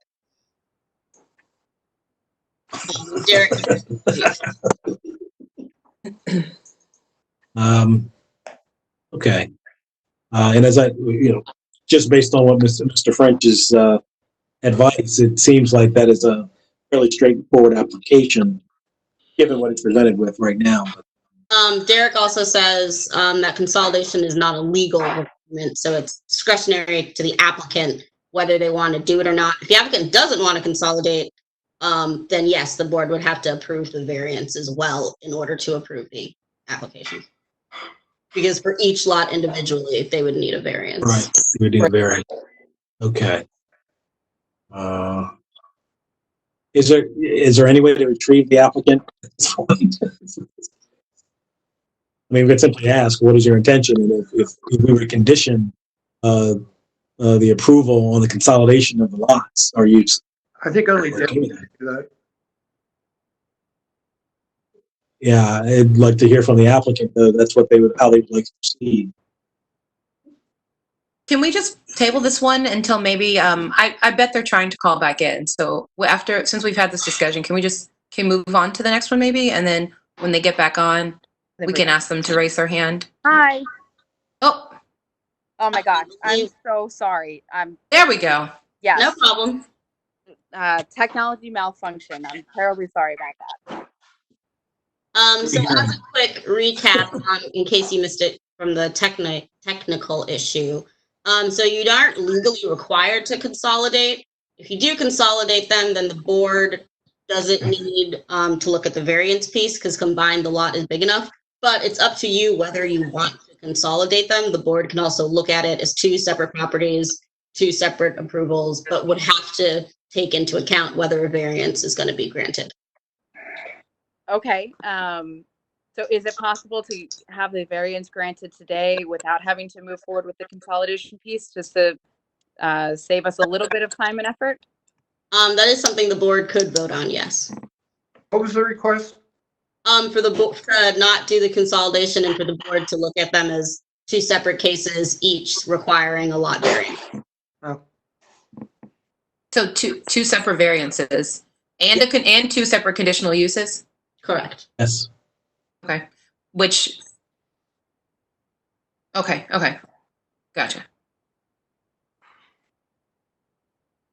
For the applicant, Ms. Iliev, is it your intention to consolidate the lots? If we need to. So if the board does not approve the motion in front of you today, then we will, of course. Okay. Any further questions for the board? No. Okay. Very well. Thank you for your presentation, ma'am. We have those two, and we'll be deciding on those cases. Mm-hmm. Mrs. Baumgartner, are you with us again? Not really. Okay. Now it looks like I did it. I'm wondering if we're in a position to go back to pick up case number 2020-32, 844 Park Avenue. Let's recall that case. Yes. 2020-32, 844 Park Avenue, Al Berry, to use premises as adult daycare center. Okay. 1 minute. Is he coming on?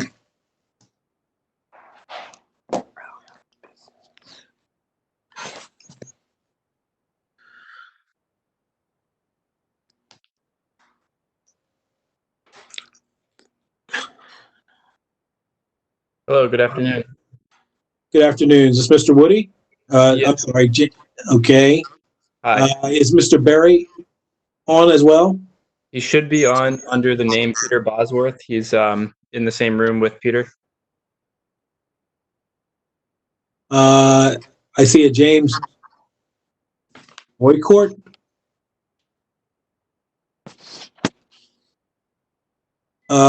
If you are present, Mr. Berry or your counterpart, could you acknowledge?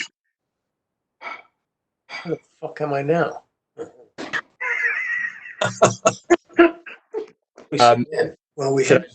Should I just call them through my own phone and have them speak this way? It does look like Peter Bosworth has been unmuted. Okay. Can you hear us? Absolutely. Okay, this is Al Barry and Peter Bosworth. Can you hear us? Yes, sir. Okay, we're not showing up on the participant list, but as long as you can hear us, that's fine. So I'm here in Peter Bosworth's office. Peter was just past president of the organization, and we're ready to present when you are. Okay. Well, we are ready, Mr. Berry. We've heard from Mr. French, and we understood that you were the individual who wished to speak on behalf of the applicant. So the floor is yours. Okay, thank you very much, and sorry for the earlier problem signing in. No problem. This is an application for Be More Clubhouse, which is a very respected nonprofit. It's been operating in Baltimore for over 10 years. Jason Woody is the executive director and can add any and answer any questions along with Peter Bosworth. This particular building fits the definition of neighborhood commercial. It's basically a one-story warehouse type building, previously used the front for a real estate office, the back portion for some storage space. The applicant had the property under contract. It is technically under contract just because of the delay in getting a hearing rescheduled. So they're very excited about this location. They actually have been in the neighborhood for 10 years. The first 5 years was down the block on Reed Street. This is at the corner of Park and Reed. The last 5 years and where they are today is on Franklin Street by Charles Street. Adult daycare center, maybe the planning department maybe misunderstood what this is, but this program has functioning adults coming in on their own, the vast majority by bus, to participate in a day program which provides services, educational services, training services, job applicant services to the participants. So there's no need for a vehicle drop-off one way or the other. While Park Avenue is frankly a residential, primarily residential street, Reed of course, is all commercial. What I'd like to do is say that this conditional use application for a permitted conditional use in neighborhood commercial, we believe meets the zoning code standards. We've had several discussions, and I believe somebody from Mount Vernon may be on the listening into this and may add their own comments, but we had several on-site tours of the facility for representatives of the immediate neighborhood and the neighborhood association. We then subsequently entered into the memorandum of agreement that Mr. Baumgartner referred to. I hope you have it in your folders. That memorandum of agreement sets a limit as to the number of participants.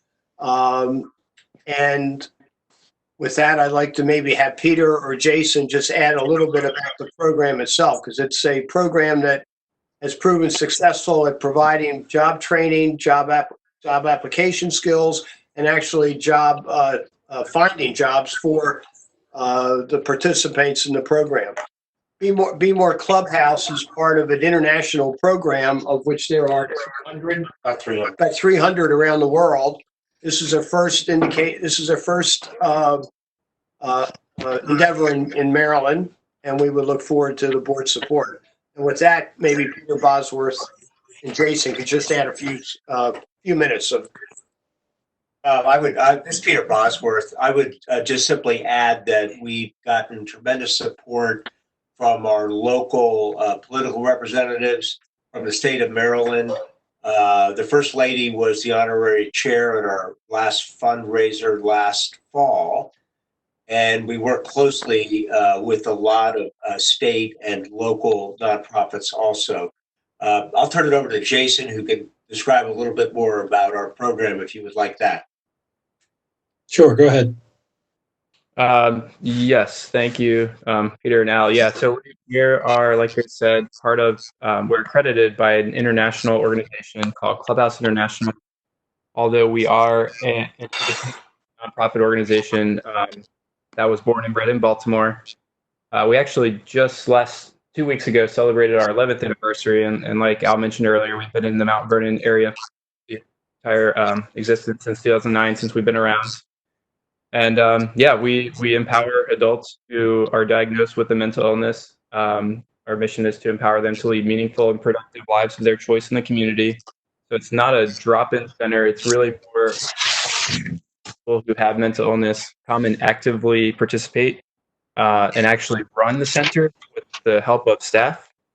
So our members, we refer to participants as members, are the ones who are answering the phones, preparing meals for each other, making reach out calls, keeping track of our data, everything that we do. Participants, our members, are involved in that work. And the idea is that through having that exposure, being able to utilize skills they already have, and hopefully to build new skills, they can take those new skills and that confidence boost that they've gotten and translate that into paid employment in the community or return to school if that's what they wish. Jason, I think it's important also, this is not a walk-in facility that anybody can just come into. You have to be a member and going through a process to actually participate and become a member of the clubhouse. Yes, thank you. So yeah, so our requirements for membership is you have to be 18 years or older, have a diagnosis of any mental illness that is verified by a mental health professional, a psychiatrist, or a therapist or a social worker, and not be a current danger to yourself or other people, which again would be signed off on by a mental health professional that would be referring them. And that's pretty much it. Yeah, but all of our members are referred to us and are screened before they're able to join. Okay. And you've indicated this is the first Maryland location? Yes. Okay. There are about 20 or so in Pennsylvania, but each state has a different number. Some states have 0, obviously, but there's about 180 or 190 in the United States. Mm-hmm. And do they pretty much all operate within the same model? Yes. Yeah, there's 37 standards that govern the model, and we are, like I mentioned, accredited according to those standards. And we are also licensed by the Maryland Behavioral Health Administration.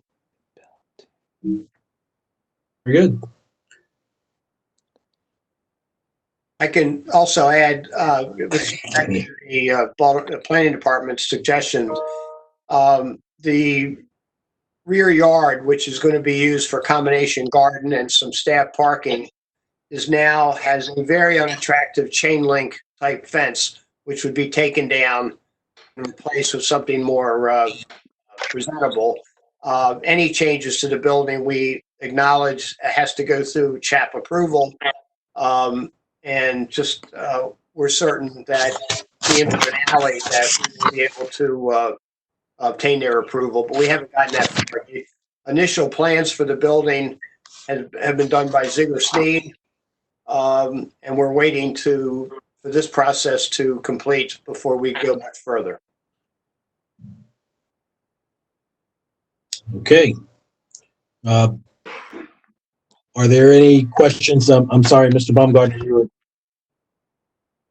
you were speaking, but again, I don't know if there's something I'm missing. Okay. Okay. Okay. Well, if there are no further questions from the board, Mr. Berry, is there anything else you or your colleagues would like to add in support of the application? We appreciate the community's support of this program. We think it's a program that for 10 years has basically flown under the radar screen. The new zoning code now requires us to go get conditional use approval. We meet the neighborhood commercial standards for the building. We meet the neighborhood conditional use standards, and we appreciate the board's support today. Thank you. Very well. Thank you all for your presentation.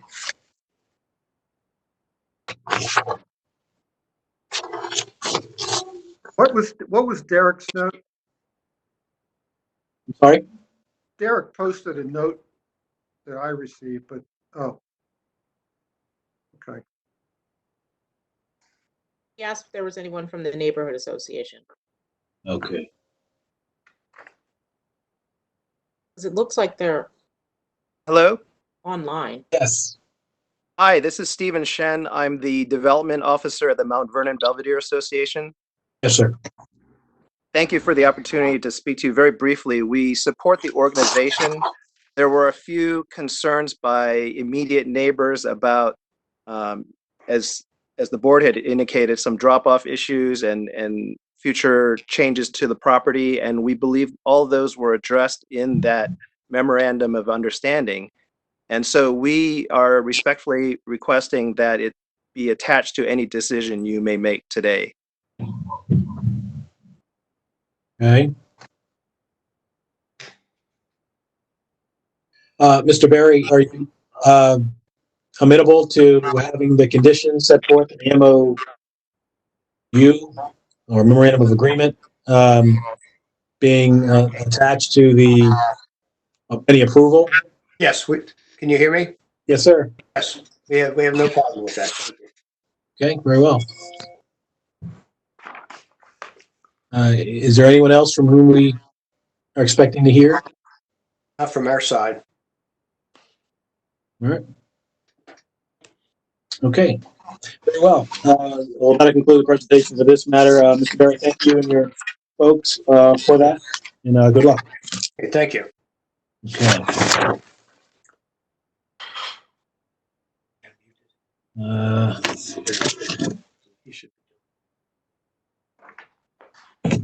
All right.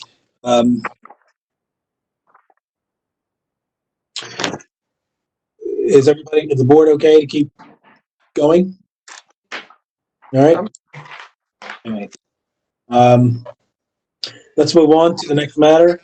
That would be case number 2020-52, 2150 North Bridge Avenue, Amarok, care of Cindy Williams. To continue, to install 2,100 linear feet of 10-foot high low voltage perimeter fence. Here. Leave it? Yeah, I'll do it. Okay. And I'll hear any staff reports. Planning. Planning Department has no comment on this application. Thank you. So that was pretty smooth. Well, yeah, I guess so. Unless we got bumpers. Yeah. Mr. Barry's not on mute Let anymore. Barry know that he's still on, not muted. Don't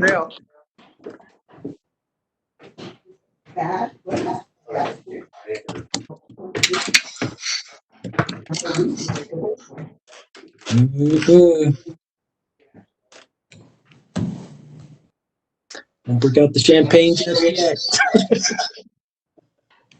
I think.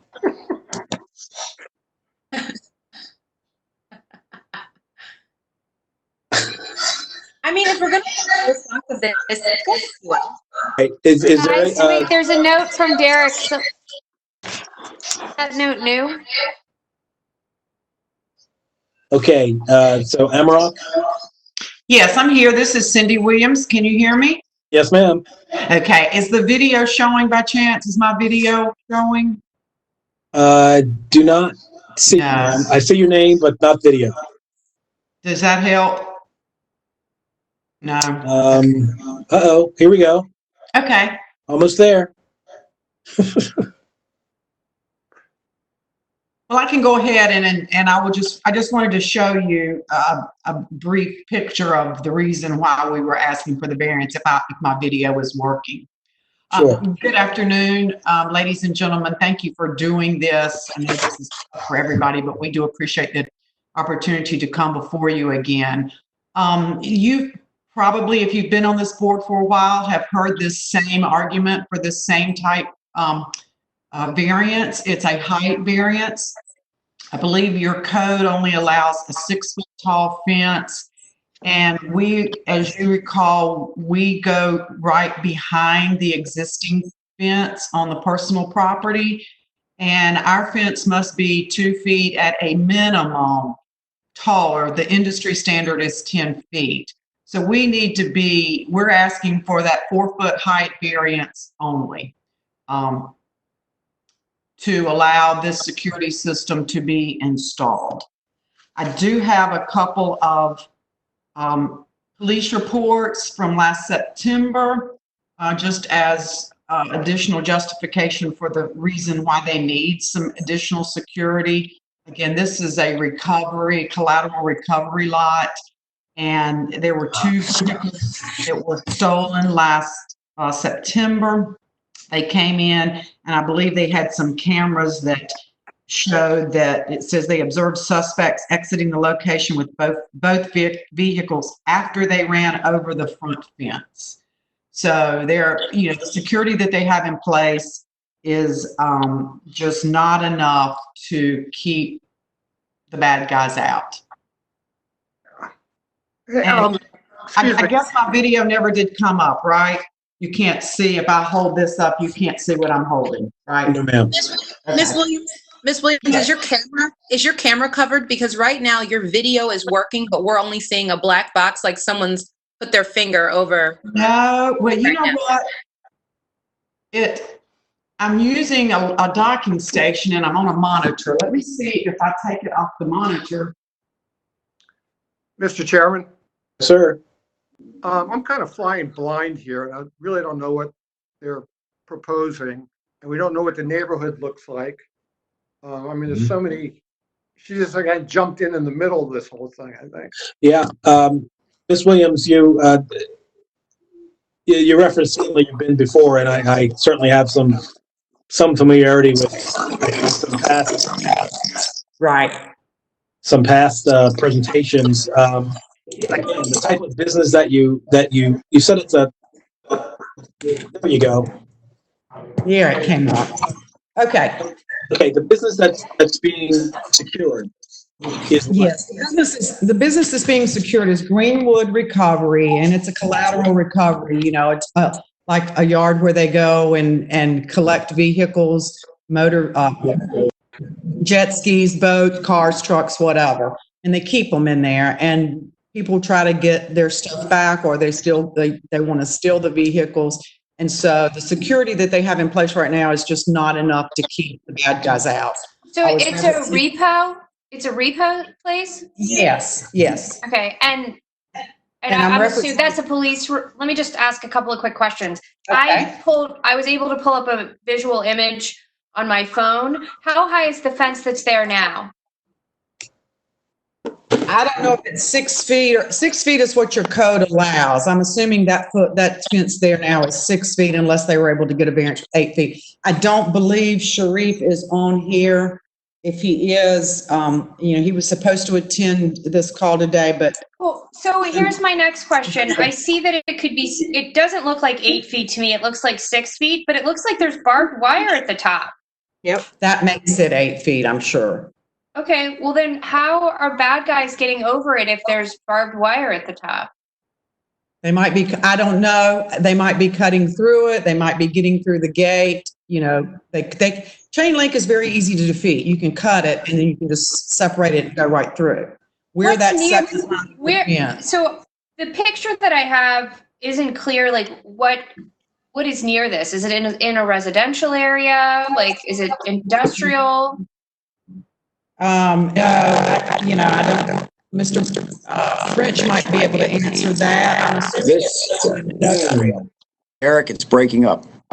This property is down in the Fairfield area. It's an industrial area surrounded by other industrial properties. Very low density in terms of the construction, but the buildings are all industrial buildings. Thank you.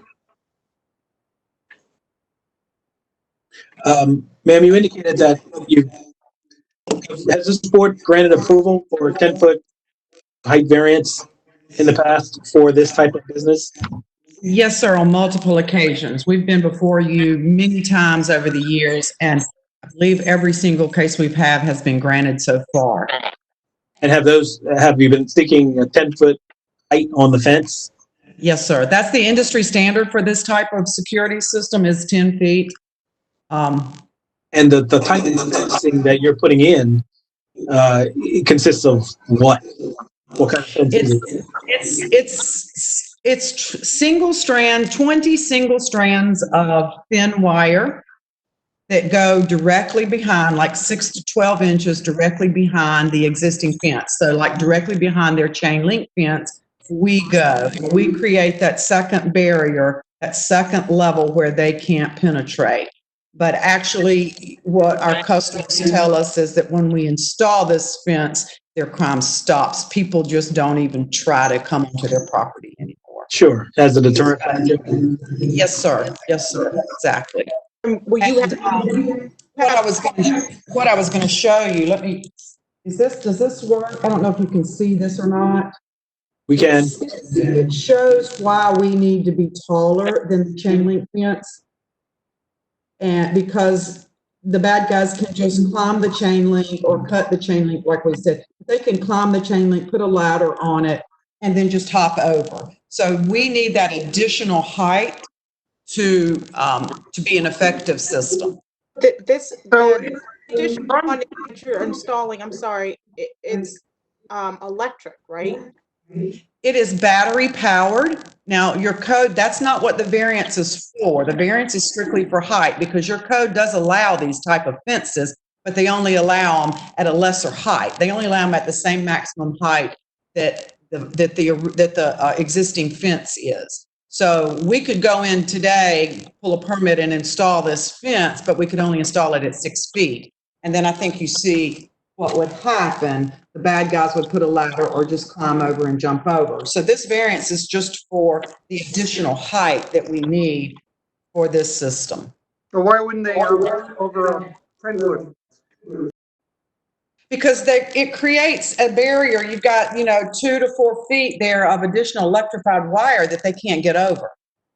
Battery powered. Okay, so if I'm a bad guy, what happens with me if I touch the wire? If you're a bad guy and you touch the wire, we call it a pleasant but a memorable shock. It's kind of like, we describe it as walking across carpet on a dry day and grabbing a door hold. You get that shock, that quick jolt. It's very, very, very short. It's very safe. Again, your city allows the fence. They just don't allow it at this height because of the maximum height. Is there any kind of signage? Yes, sir. There's signage every 30 feet in English and in Spanish, visible from inside and outside the fence. That indicates that it's electrified. Yes, sir. Okay. Do you know when the most recent approval was granted by this board for such a fence?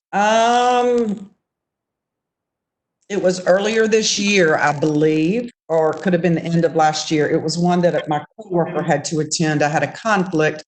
I could probably find that date for you if you need me to, but I need to my calendar to do it.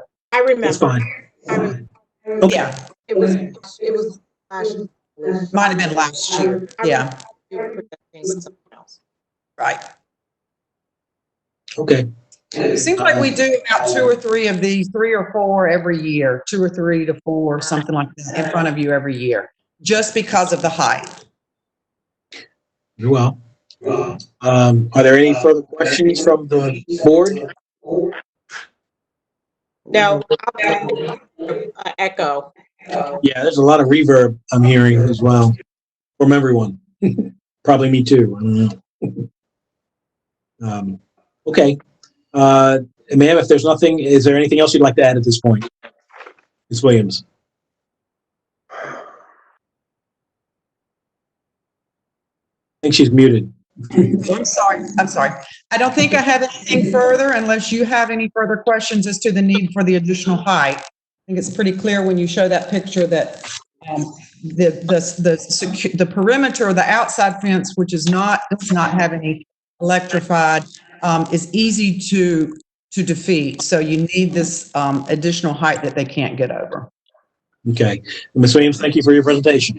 Thank you very much. All right. Good luck. There was no opposition, I'm assuming. Apparently not. No. Any opposition, Derek? No. All right. Can I suggest that we take a 2-minute break before the next case is called? I just have to step away for 1 second. All right. And I'll come back and we're all ready and keep going. Thank you. Okay, we're gonna get back on the record and call the next case of 2020-54, 1722 Preston Street, James Park. And this is a request to use the ground floor of the premises as a retail goods establishment, a grocery store. And I'll ask for any staff reports for this matter.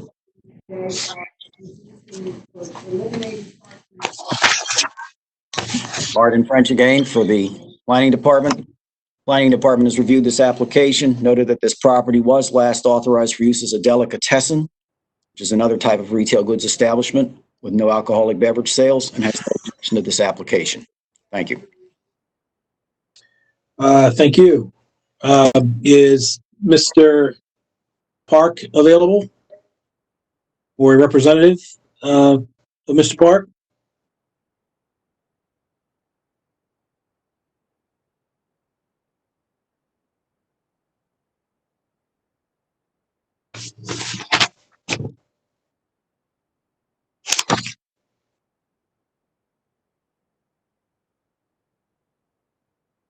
Can the applicant identify yourself or themselves by pressing on the raise hand or by sending a message?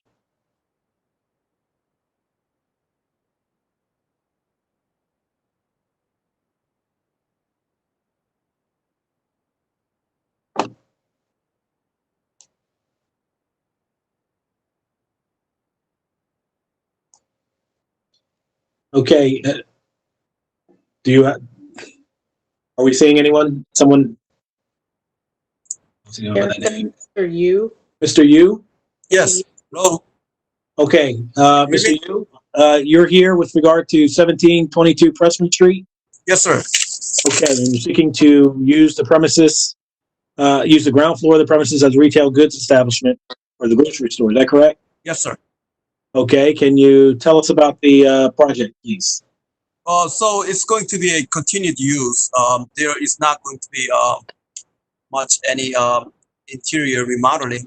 There will be certainly some aesthetic improvements, repainting, and so forth. But there's not going to be any substantial changes to the structure or anything like that.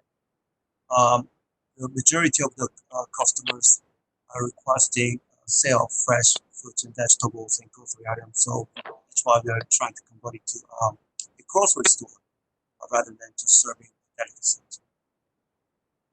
What are the hours?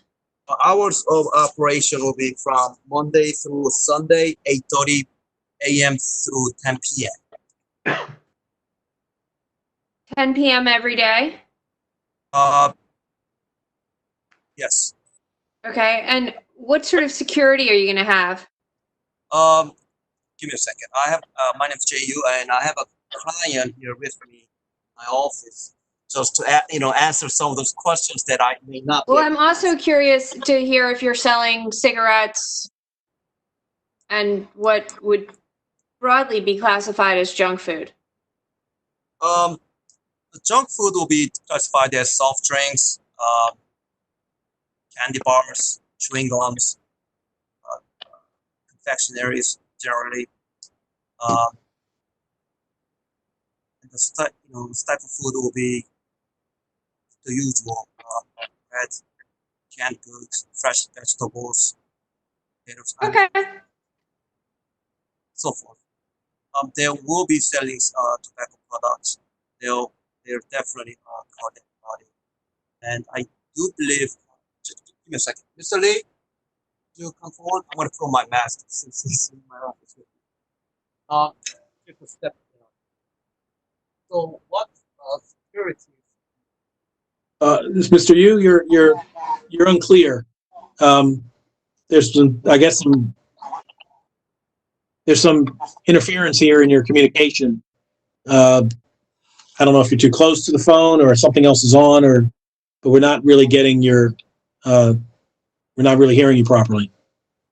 James, the other problem is that he's asking someone else to speak and we don't know who that person is. So Yeah, and to the extent you have someone there who's, upon whom you're relying for your presentation, if that individual could identify him or herself by name, and understand that everybody who speaks is under oath and speaking under the penalty of perjury.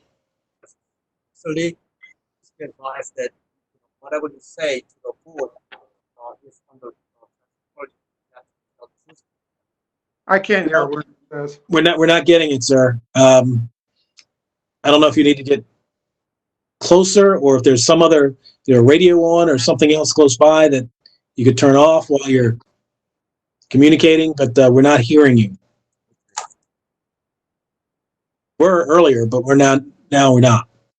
Hello, can you hear me? I can hear you, and I can hear you clearly now. Okay, so I guess I have to stick it to speaker right here. Okay. Okay, so I'm advising Mr. Lee, who's standing next to me. Can you see him? No, sir. Okay, can you see me at all? No, we can't. I see your name on the screen, but there's no video. Okay, so I'm actually on my computer, but I guess I'm not. There's no connection for the video. Mr. Lee, who's here with me, he's the applicant, and I advised Mr. Lee that whatever he tells the board is under the penalty of perjury, and that everything that he has to say has to be truthful. And can we have I'm sorry, Mr. Yu, but can we have Mr. Lee's full name, please? Yes, your full name. Please state your full name. JAELEEKWANG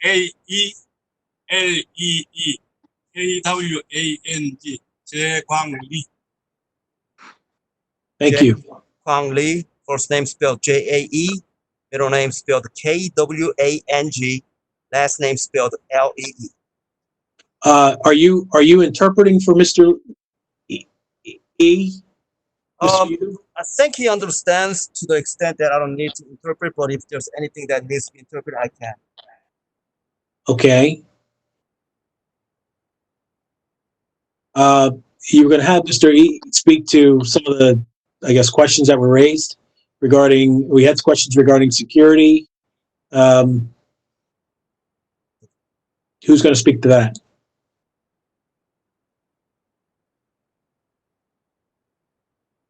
Hello?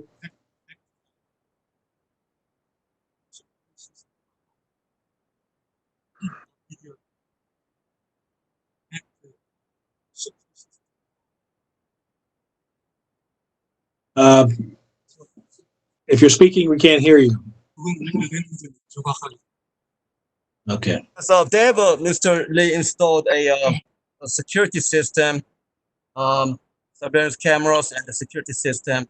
And I believe he spoke with the Baltimore City Police Department concerning the, he's not clear whether the system has been connected to the city police department or not, but he did upgraded all the security cameras and system. Do you have exterior cameras? Yes, how many? Yes, yes, he does have exterior security cameras. He has 6 altogether. He has what? I'm sorry. 6. 6. He has 3 outside and 3 inside. And what will he be selling? I think he said that.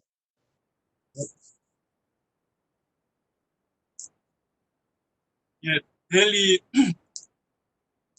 pork sandwich, and then just grocery, bread, vegetable, soda, cheese, and then at Tanaka, like just grocery store items. Yeah, milk. Did you understand that? I heard Yes. vegetables, cheese. Yeah, he said most of the grocery items, milk, cheese, lunch meat, fruits, vegetables, soda, chips, canned goods, bread, Cigarettes. Cigarettes, yes. Lunch meat. Okay. Let's see, security. I imagine well, I don't imagine. Is there lighting outside the store? Proposed store? Yes, there is a lighting outside the store. Right. He upgraded all the inside and outside lighting. It's very bright. He upgraded all the system. What about security cameras? He has 6 altogether, brand new security camera systems that can be connected to the Baltimore City Police Department. And he has 3 outside cameras and 3 inside cameras. Okay. I don't have any more questions. Neither do I. None here. Mr. Yu, is there anything you'd like to add on behalf of Mr. E to the application at this time? Yes, I just wanted to correct the applicant's name. Okay. Yeah, it's James Park on the applicant, but it's Mr. J. Kang Lee, who's actually the applicant. Okay, very well. All right. Thank you for your presentation, sir. Thank you, sir. Thank you, sir. Dear board, can you hear me now? Yeah. Spookily. Yes. I can hear you.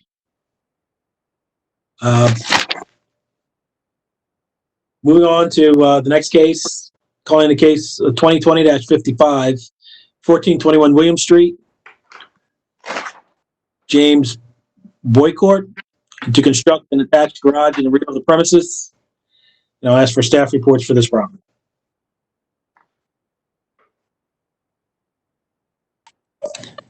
Planning Department has reviewed this application and has no comment on it. Thank you. Well, that was helpful.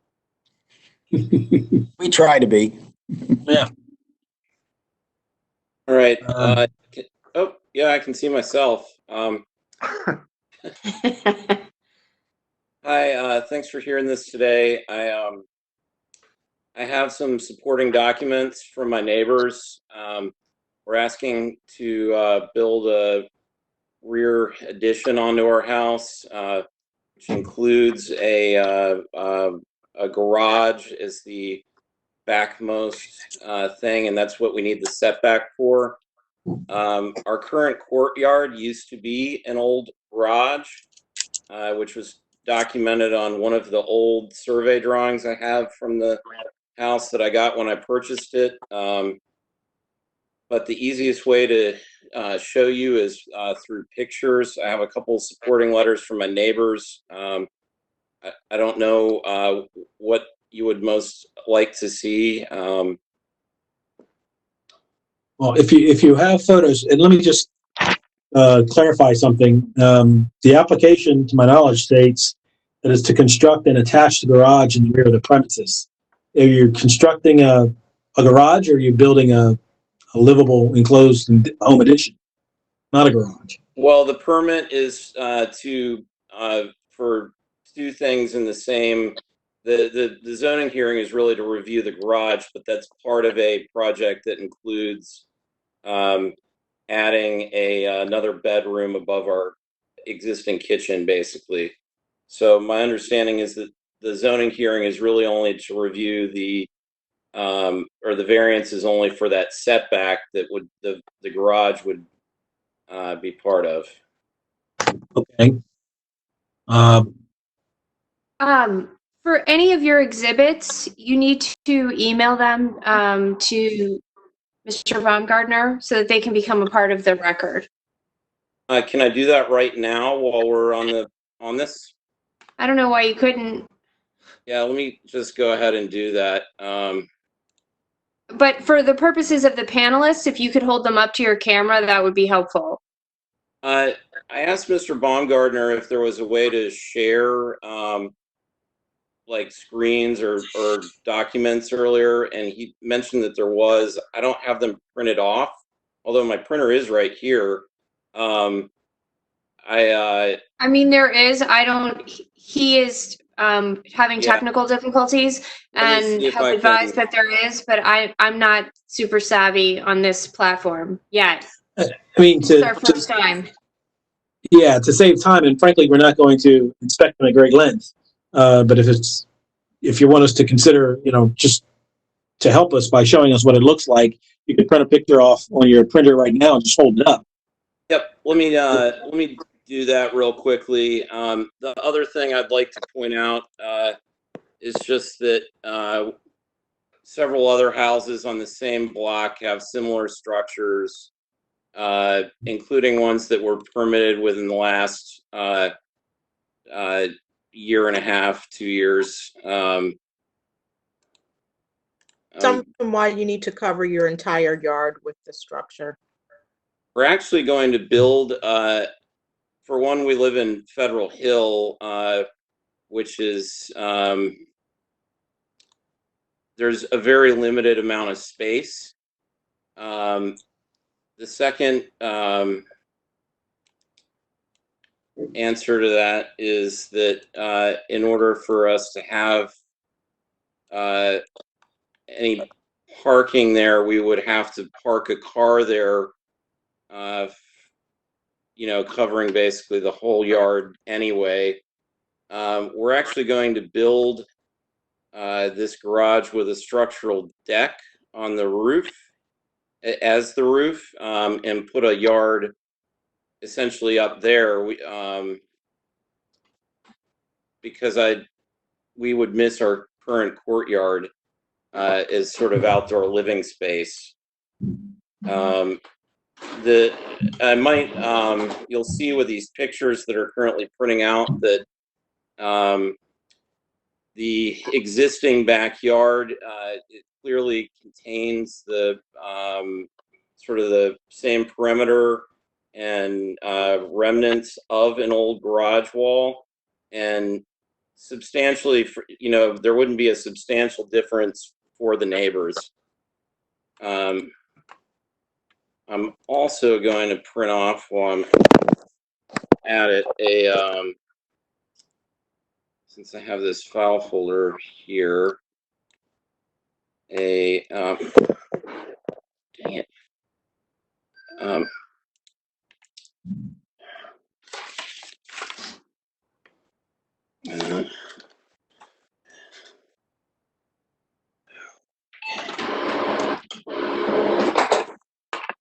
Get one more thing.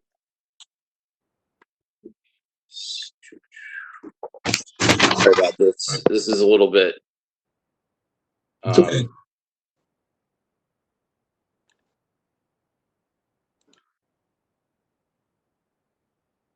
I believe that. So while we're waiting for the second sheet to print out, I'd like to just submit this. So here's sorry, this is a little tricky to figure out. So this is the front of our house here with the sign posted. This house is one just down the street, which was permitted. This was a completely new construction. This is a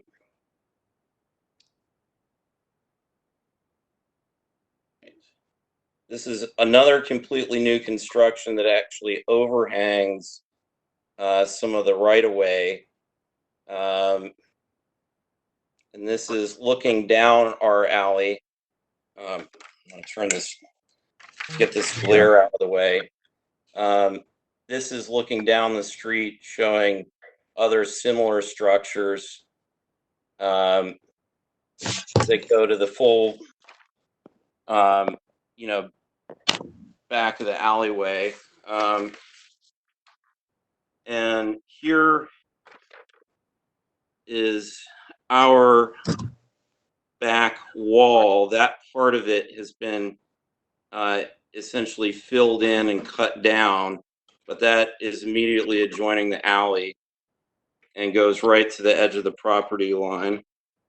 This is a picture of the existing, this is from one house down the street from us, and that large concrete wall dividing the two backyards is actually, and you'll see it in the pictures when I send them to Mr. Baumgartner, this is a picture of the old garage wall, which in the case of our yard was eventually capped over with brick. And you can see that that wall is actually that's our wall, not the neighbors. So that's that's on our property line. There's no dispute about that. I've talked to the neighbor. And you can see that the roof covering that remains on it, if you look carefully enough at the picture, also indicates that there was a garage at our house before. Let me ask you a question. Sure. The photos you just showed weren't really instructive at all. I couldn't tell what it was. But is your plan to build your garage to your property line in the rear? Yes. And then have a second floor bedroom, did you say? The second floor bedroom is not going to be above the garage. It's going to be above our existing kitchen. And it doesn't interfere with the setback or the FAR. And the deck will go on top of the garage? The garage roof is going to be a structural concrete deck. There's not going to be an additional roof deck above it. The roof construction of the garage is going to be 4-inch poured concrete. So the bedroom will actually open up onto that. Our intent is to put raised beds and, you know, some other plants up there so that we have a courtyard outdoor sort of living space out there, you know, because we're going to lose our existing courtyard. My wife is 8 months pregnant, and we're about to have a daughter. We need a space that's easy to you know, access for our, you know, having a kid. I'm actually partially handicapped. I have a third the lung capacity of most people, so sometimes I get sick. I need to be closer to the house. It would be we really need the extra living space, or we'd have to move. We don't have a basement to store stuff in. We don't have a lot of things. We need the extra storage space. Well, for one, congratulations on your new baby. And I've got the information I need. Same. Yep. Any further questions? Okay. All right, Mr. Boycott, I think that's all the questions the board has. If there's anything else you'd like to add at this time, you've given a fair amount of information. Is there anything you'd like to add at this time? No, I'll just send all that to Mr. Baumgartner, including the letter from my neighbor who's immediately behind us supporting this. Great. So we'll go with that. Thank you. Good luck. Thank you. Good luck to you, sir. Thank you. Righty. We'll call the final case on the docket, 2020-58, 3050 Liberty Heights Avenue. The applicant is Abdullam Community Healthcare, and the request is to use a portion known as 3052 Liberty Heights Avenue as a community outreach center. And I'll hear any staff reports that we have for this property.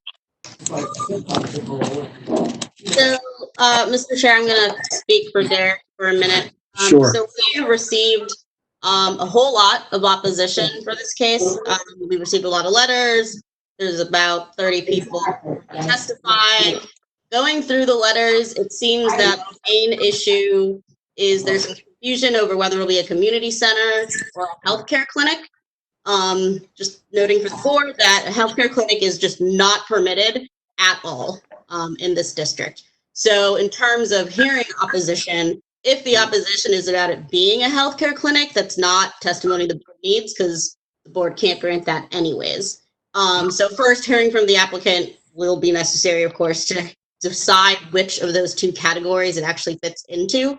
And then per usual, when we have a lot of people in opposition, you know, we ask that, you know, we want to give everybody a chance to speak, and that's absolutely your right if you are opposed, but do remember that we don't need to hear the same thing over and over. When we hear the testimony, the board hears it, the board takes it into account. So trying not to repeat what other people said. Also, in addition to that, the testimony should be focused on why you oppose to a community center. since the board can't even grant the healthcare clinic. Wonderful. Thank you. I can read the definitions of both of those if it would help people as well. All right. Planning Department reviewed this application, noted this property is in the Ashburton Historic District. The application proposes use or reuse of the secondary building on the property, which was previously or may still be the parsonage to the property. The application mentioned that there would be youth ages 18 to 25 using this facility. However, there is nothing indicating exactly what the current or proposed total number of youth would be.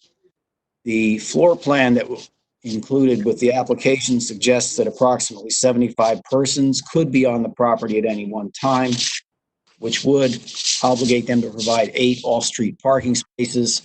This property currently does not provide off-street parking areas, and the department encourages the applicant to consider some alternate shared parking arrangements if at all possible. Because the property is in the Ashburton district, the department has no objection to the application per se, but recommends that if approved, approval be subject to the condition that all exterior changes, including additions, demolitions, and alterations, are completed in accordance with an authorization to proceed issued by the Commission for Historical and Architectural Preservation. Thank you. And what did you say about the parking? The department is not able to determine from the application what amount of parking would be provided or should be provided. There is no off-street parking currently on the property. This is in an historic district, and therefore, obviously, the department is not encouraging paving of part of the existing property for the purpose of creating off-street parking. The applicant should consider alternate shared parking arrangements if all possible. The floor plan provided with the application suggested there could be 75 people at any one time using this property. Therefore, there would be 8 parking spaces required if that was the case, based on 1 per 10 persons rated capacity of the property. Fire rating of the capacity of the property, of course, won't occur until after the board has determined what the use of the property should be. Thank you. Okay. So can we identify who will be presenting on behalf of Abdullam Community Healthcare? Yes. Good afternoon. Can you hear me? Yes, sir. Good afternoon. My name is Reverend Red. I am the pastor of Mount Zion United Methodist Church. I wish you all well as we are going through this COVID-19 season. So I see the most of you are doing well. So I thank God for that. The purpose of the Real Center, it's a life skills mission center for education, and is a subsidiary of the Abdullam Community Healthcare Center in the church. It's used, the sole purpose for this is for church outreach and ministry toward the community. We want to serve those youth and young adults between the ages of 18 to 25 years old. For those that need to escape chronic homelessness, or just to create a different pathway for jobs, to get them to learn different skills and things of that nature, like resume writing and job interviewing, etiquette training classes, basic life skills, business, healthcare, and things of that nature. We want to educate our next generation of children. And that is the sole purpose and usage of this healthcare center, education center, rather. Pastor, how will this be funded? This will be funded both by grants by our church and grants through the Baltimore, Washington Conference of the United Methodist Church. Do you have any funding in place right now? Currently, we do, yes.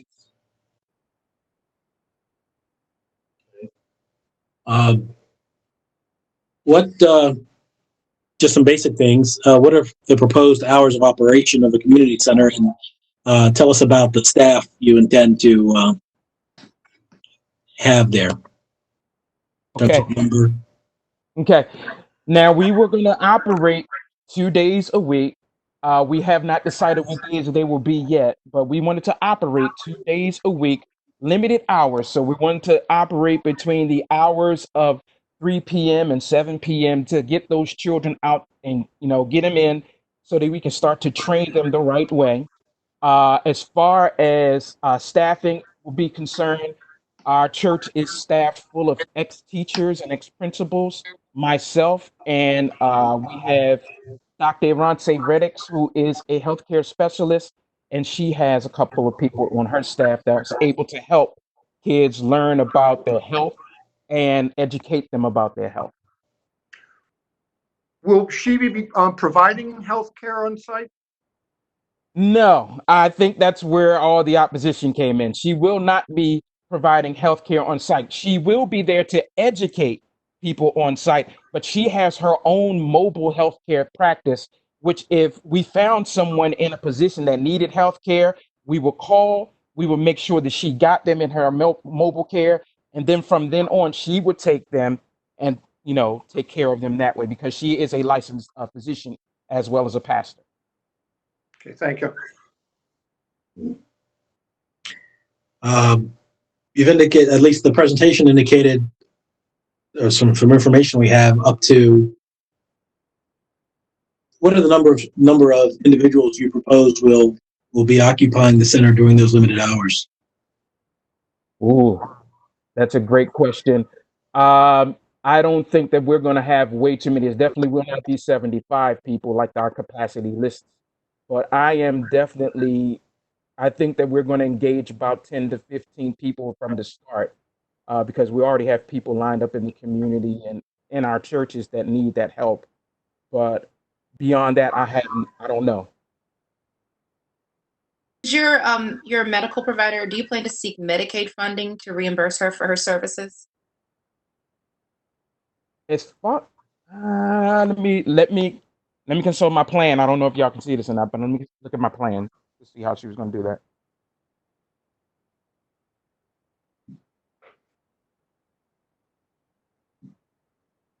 Sir, the plan that you're now consulting, has that been provided to the zoning office?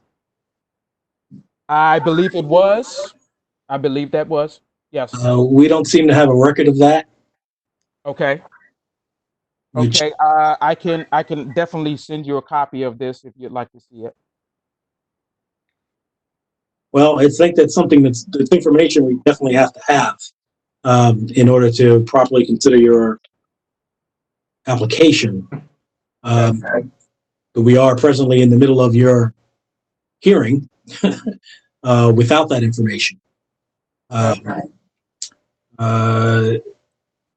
So let me ask this, with the fellow board members' consideration. Well, I'll hold this. We have a number of other folks that are here to speak in opposition. Has your plan been provided to? You mentioned that you think that's where a lot of the opposition has come across about provision of medical care. Has your plan been provided to these various community groups? I gave it to a gentleman. I gave it to a gentleman by the name of John Crew. I believe he is the president of the Ad Association. I emailed it to him. About how long ago was that, sir? Oh, Lord. I want to say late February, early March.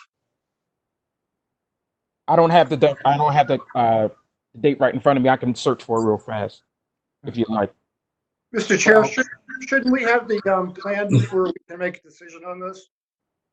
Well, yeah, and we may be in a situation where we have been in other matters where there seems to be either a lack of information that's certainly helpful and maybe even required that the board have, but the applicant wishes to move forward in any event, with the hearing, including, the opposition, with the opposition having had an opportunity to speak. I can tell you that it's, whatever plan it is you're reviewing would be extremely helpful to answering and filling in blanks for the board to apprise us of what it is you have in mind, and how it will operate, and all the various tentacles to that.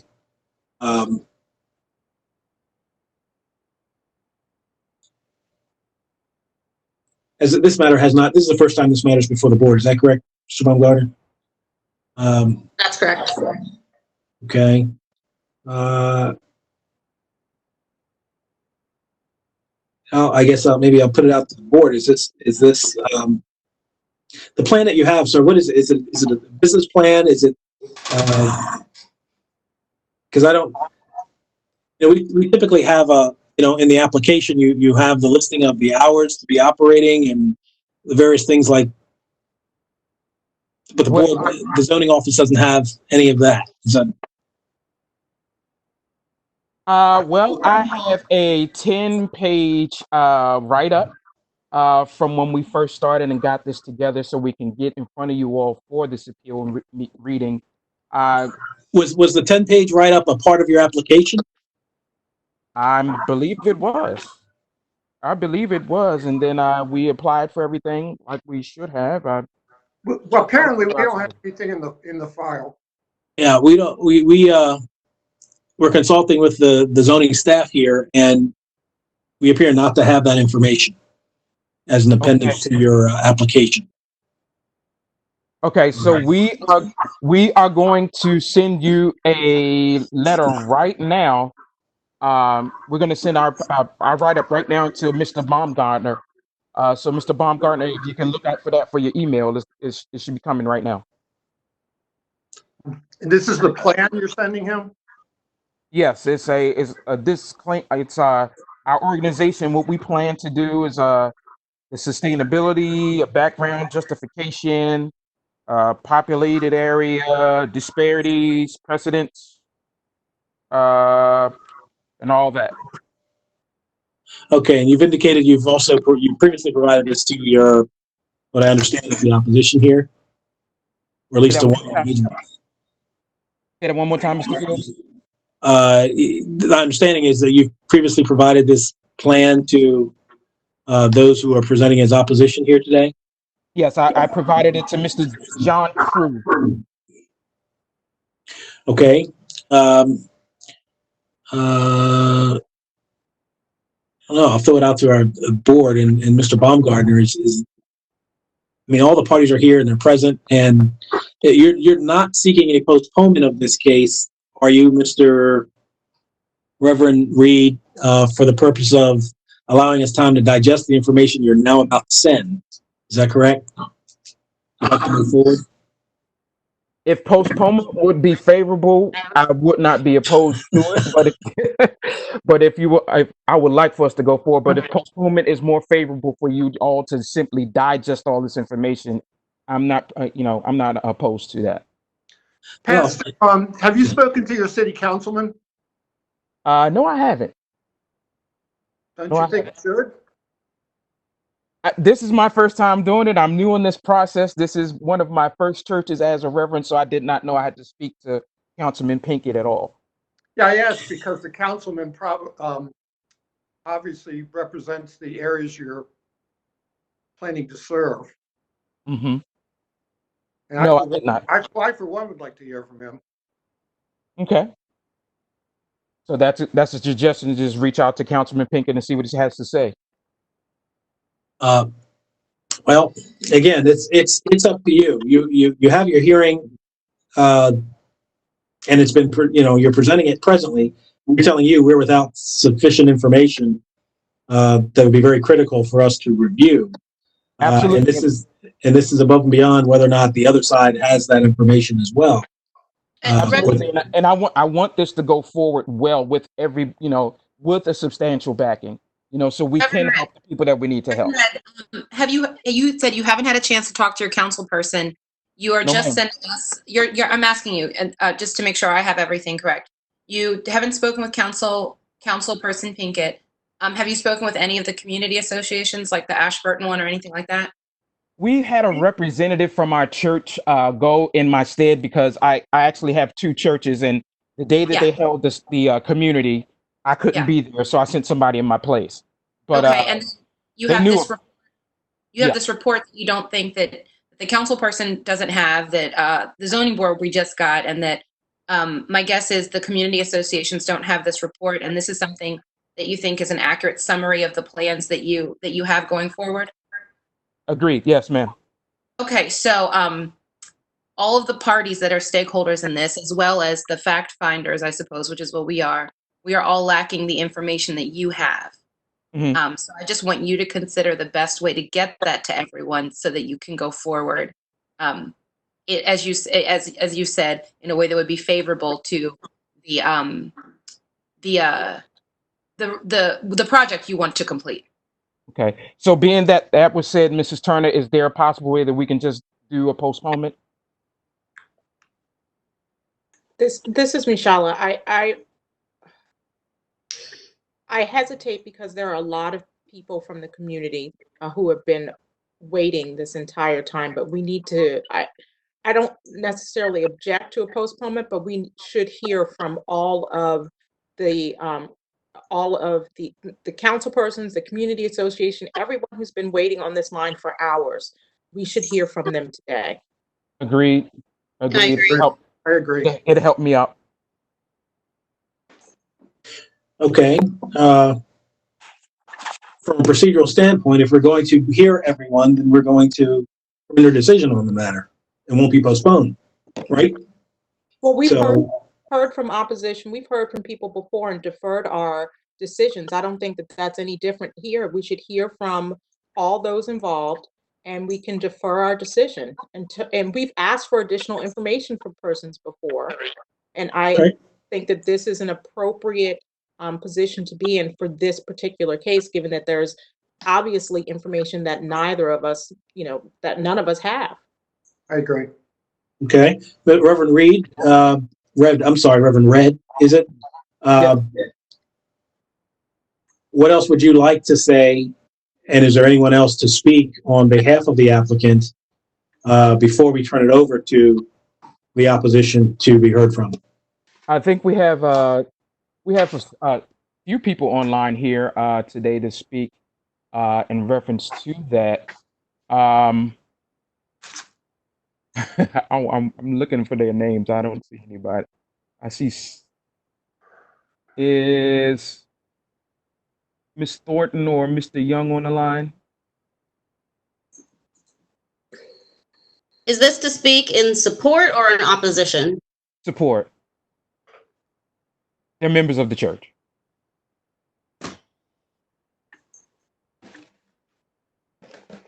I see Elisa Thornton on here. Who's the other person? Harold Young III. Harold Young, I see as well. Okay. And just as a reminder, both for the opposition and for the applicant, we would prefer to, you have your supporting folks to make their points, but not to duplicate and repeat points that have been made. Right. All right. Are they talking yet? Uh-oh. If they're just testifying in support, then we don't necessarily need to hear from them now, especially if we're going to defer or postpone. Okay. So Mr. Chair, I'd recommend moving to some of the community opposition. Okay. No. Who's up? Who do we have? Miss Thornton's there, though.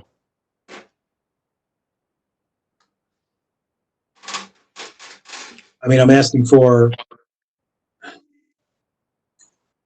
Okay, hold on.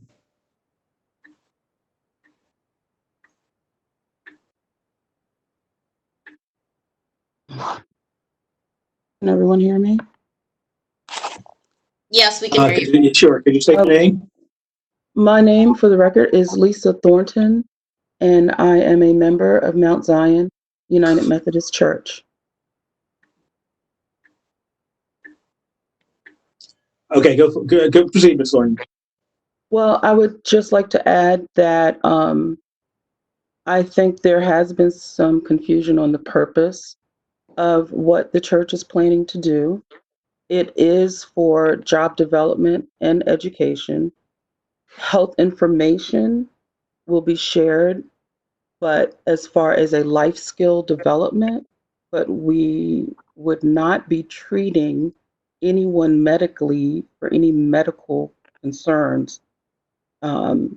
This is supposed to be a community effort and community outreach, as we have done before with our Zumba classes and other sewing classes and events that we've held at the church. So it was in an effort to actually help the surrounding area and the folks that may during this pandemic have lost their jobs, may need skill development, may need assistance with building those life skills that will help them outlast their challenges. So I would offer that as consideration for this project. It is from what I understand, the folks that would be served would be by appointment only. Many of them may be using the public transportation as we are on a bus line. And, you know, I would offer those things considered in addition to the materials that are on their way to you that the pastor referenced. And I thank you for the opportunity to speak. Thank you, Ms. Thornton. Okay. So, one thing I want to bring to the attention of the chair and the board. So by definition in the code, I'm just going to read it directly. A community center means a facility in which people who live in the neighborhood or community are able to meet and carry on cultural, social, recreational activities. So an instance like this where it's by appointment only or something specific, the board should consider that now falls outside of the definition of a community center because it's not just open for the public and people in the community to come into it. Yeah, and I understand the community center does rely on walk-in traffic generally. It often does. It's not part Often of it, does. but yes. It's the and also because it's for like youth and people who have to set appointments and who don't necessarily even have to live in the neighborhood and community is another piece.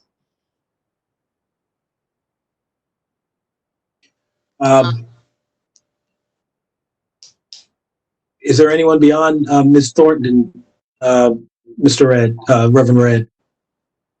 Yes, there's Karen Blake and Bronte Lake who are also on this line. Okay, proceed. Y'all see them? I do not. I'm here. I'm here.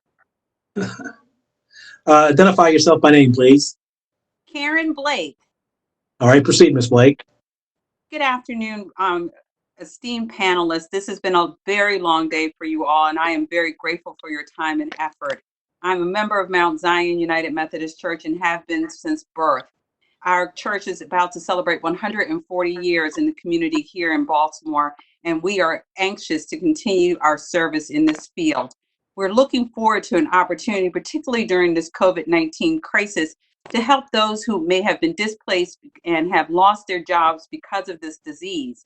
We realize that this is going to be a long-term effort for those who have unwillingly and for no effort on their part have lost their gainful employment and now will need to seek new employment and may need job retraining. We're looking forward to that opportunity to get our city and our state and our country back on its feet. This is an opportunity to expand ministry on this corner of Zion because our physical, our main edifice at the corner of 3050 Liberty Heights and Wabash has a number of ministries and efforts that are happening within those walls. We see the parsonage as an extension of our sanctuary and our facility so that not only we're able to attend those specific needs for this particular ministry on an administrative level and for training facilities, but not to take away from the space needed for other ministries within the main edifice. We're looking forward to an opportunity to educate and support those who are in desperate need to get onto their feet and move on to a new path. So we're looking forward to answering any and all questions that you may have. This is a tremendous opportunity to continue to be of service here in Baltimore. Okay, just so we can round this out, Reverend Red, is there anyone, you mentioned another individual? Harold Young and Bronte Lake.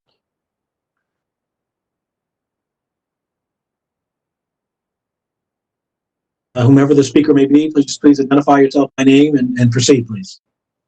My name is Bronte Lake. I've been trying to get on for almost 30 minutes now, but I think Ms. Blake has really identified what the purpose is, and that purpose is to extend our outreach ministry within the church. The intent of the use of the building was to be sort of, if you notice on the floor plans, there were classrooms identified. There was a separate sort of private space that was allocated for if some participant needed to come in and have some private conversation, health related, for education. That was it. This is not a clinic, a drop-through clinic for individuals outside of the community. So I just want to make that a point, that it is a means of connecting resources with people. And that's our mission as the church, to try to extend our hand, our opportunities, our resources to those individuals who may not have the same privileges and opportunities that we do. So, and I think this is a great mission for this particular part of the city. Thanks for your testimony, but you see, part of the problem that we have is we don't have the floor plans or the information that you're referencing. So the floor plans were not only updated to, this started back in January. No, my point is we don't personally have floor plans, so I don't, a description of it doesn't do me any good. Well, the floor plans not only were submitted online, they were brought hand-delivered to City Hall as requested. When we got to City Hall, they took a copy that they received off of line and gave it to us. We went down, physically went down, and that's how we were able to obtain the original community hearing date, which was back in March. For the board, I think she means the BMZA office. We do have the floor plans in the file that the staff has. Okay.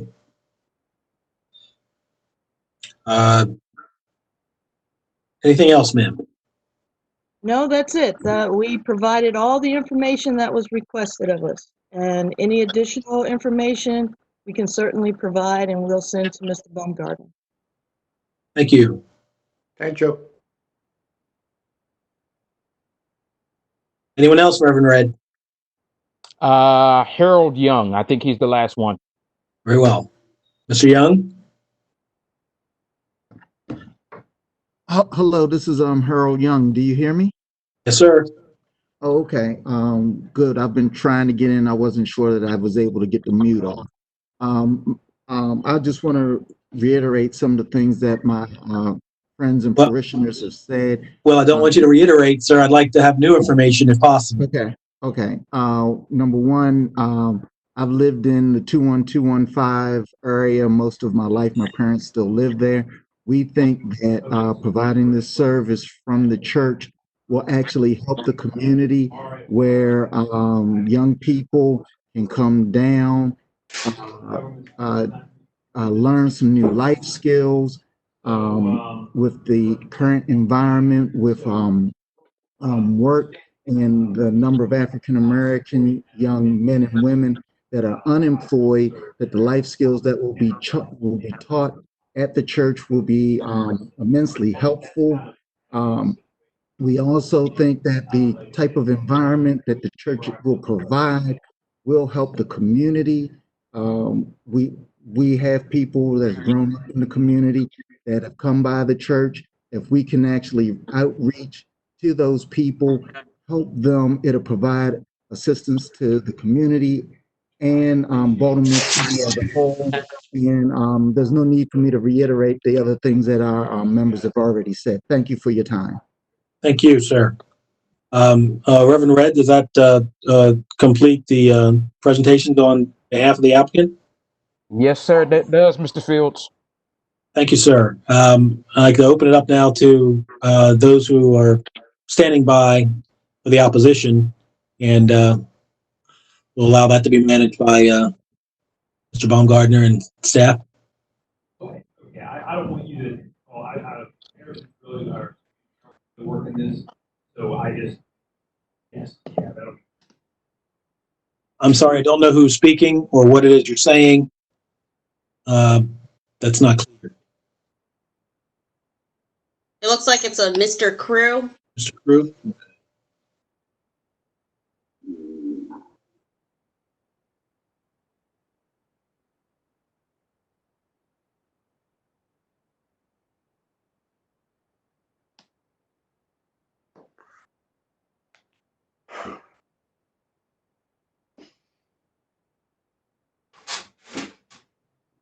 Hello?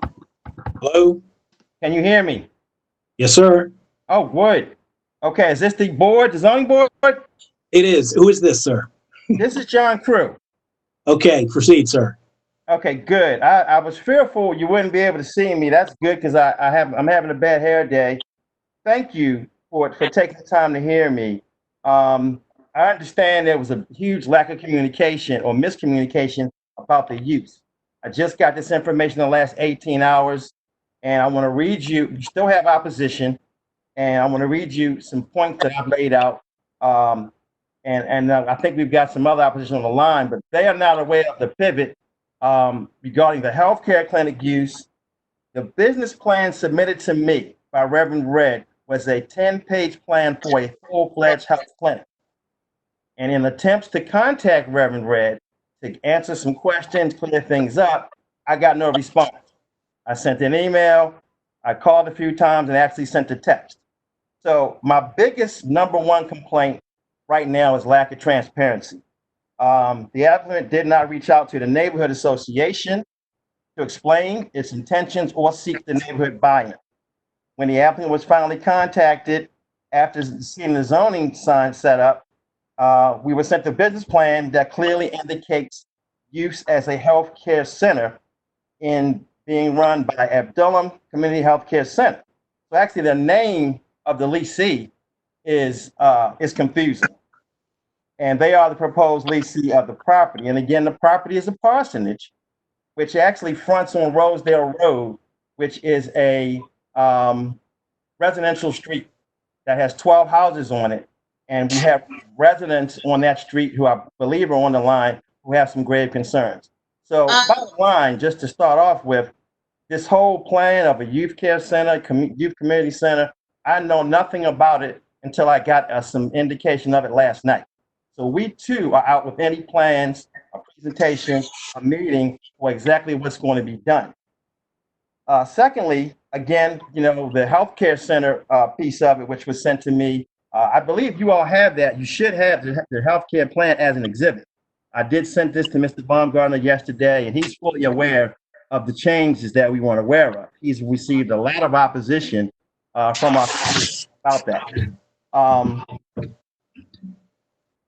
Bear with me here. I got a lot of notes here. So some questions about, the diagram. In the application, we see a floor plan submitted by the applicant that shows a large health suite that appears to take up 1/2 of the entire first floor. So we weren't sure what that is about. Then we see a counseling center that shows to take up that occupies approximately 1/2 level of another floor. It's either I believe the second or the third floor. And again, I'm going to say the business plan provided by the applicant clearly indicates that Abdullam is engaged in operating a healthcare clinic. Healthcare clinics are not allowed in the R3 zoning district, as you all have stated.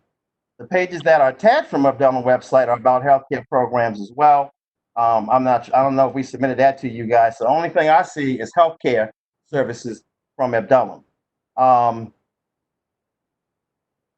if you look at the description on the application, it actually mentions a program called REAL. I have no idea what that acronym stands for. It mentions, seeking youth from outside the community for life skill services.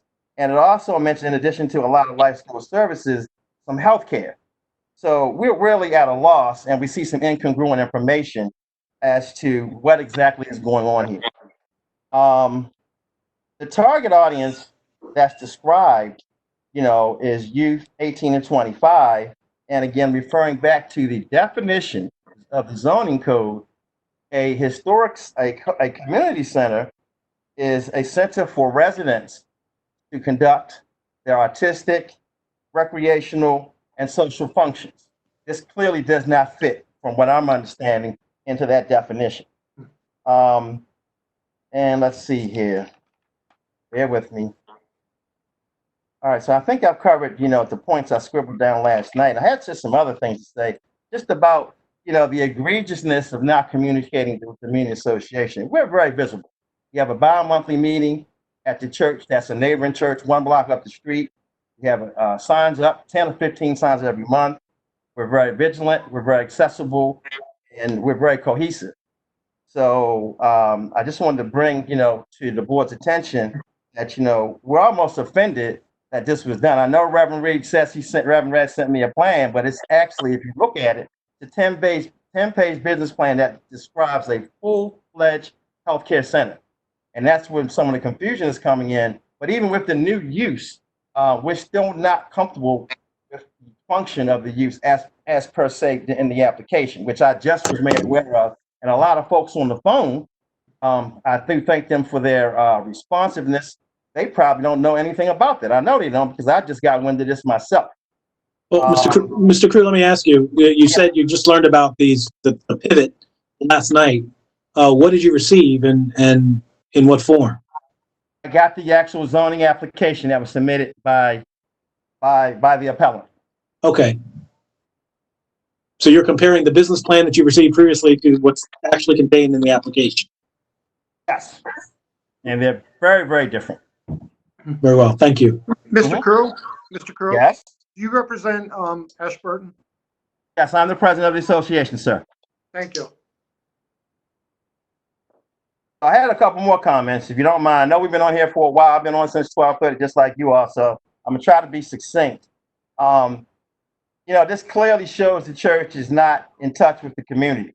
And I'll just say this, not trying to disparage the church. Mount Zion, as opposed to the other 3 churches who we have a great relationship with, has always been an outlier. I have to say that. And that's just how we feel. We feel there's bad faith. I hope this is not a healthcare clinic that's trying to run under the auspices of a youth center. We've got to clear that up. Many questions we have now. I'm sure the community has many more questions. And like I said, the business plan not jiving with the description of use on the application.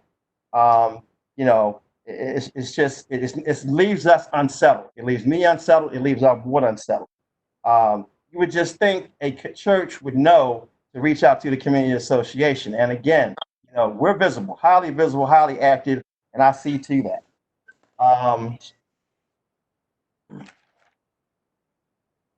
Mr. Baumgartner can already tell you that there's a huge amount of opposition via emails, and I'm not sure, whether you all got copies of that opposition, but right now, kind of just have a bad taste in our mouth. We're not opposed to the challenges that folks have. Matter of fact, we're very charitable to them, but we've got to get the right place, the right fit, and the right use according to the zoning code. The information is incongruent. And in closing, I just want to say, I strongly recommend this project is declined, and at a bare minimum, we ask for a postponement. Thank you for your time. Thank you. Okay. Is there anyone else we have to speak on behalf of the opposition?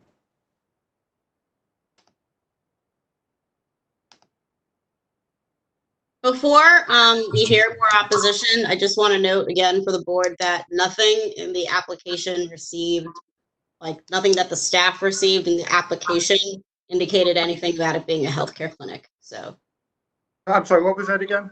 that the application we received doesn't show anything about it being a healthcare clinic.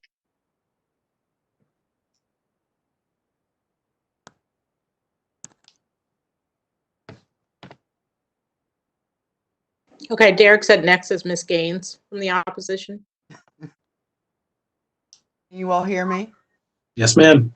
Okay. Was my hand raised? I don't know if I ever put it down. I am in strong opposition, and I know quite a few of the Ma'am, people could you who live identify on- your full name first, please? I'm sorry, Rhonda Gaines. Thank you. And I am aware of everyone besides Pastor Red, as I was a trustee at Mount Zion for a number of years. My mother lives directly next door to the parsonage. The people on that block, the majority of them are 70 years old or older. It is a neighborhood quiet block. The parsonage is right next door. Their use of this to, okay, wait a minute. The community does not have the members that they're trying to serve. The homeless youth are not in our neighborhoods, nor are any of the other insured people that they say they serve there. I have the work experience of working with criminally justice involved youth, homeless, incarcerated. This is my population. Our community does not house that population. So what they would have to do is move people from somewhere else into a neighborhood with elderly homeowners who are mostly alone. What I understand about my population is that there's a degree of desperation that it doesn't seem that the people at the church or at Adullam understand. Just like you don't leave your purse on a bus and expect to get it back, you don't put people who have nothing in a neighborhood with senior citizens who cannot protect them. It's just they're not from our neighborhood. They are not. And I am not a not in my backyard. I am concerned with putting that service, which is needed, in the place where the people actually are. And if not, Mount Zion is a huge church. A parsonage is a home. They have a whole nother area, a huge church, a bowling alley inside of the church that they are not willing to use. But meanwhile, a separate building, the parsonage, they want to put whatever they're doing next to an 80-plus-year-old woman.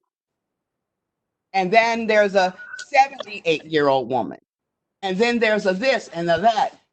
They have never done anything for the community. And I know that you all, you know who I am. Never. So all of the things that they're saying, 18 to 25-year-olds aren't displaced because of COVID. They're just not. Homeless youth are not displaced because they lost their job. I think it is reprehensible as a community member, as a building sitting on a corner, not to walk around and knock on the door of someone who's been there 50 years. That is disrespectful and unacceptable. That's all I got. Thank you. Thank you. Chairman? Derek, that next was Councilman Pinkett, I believe, followed by, I believe, Miss Owens.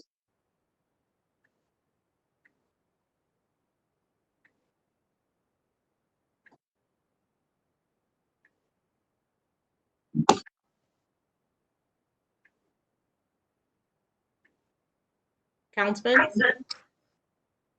Oh. It's going too fast for you, Derek. Okay. Hello. I think you can hear me now. Yes. Yes, sir.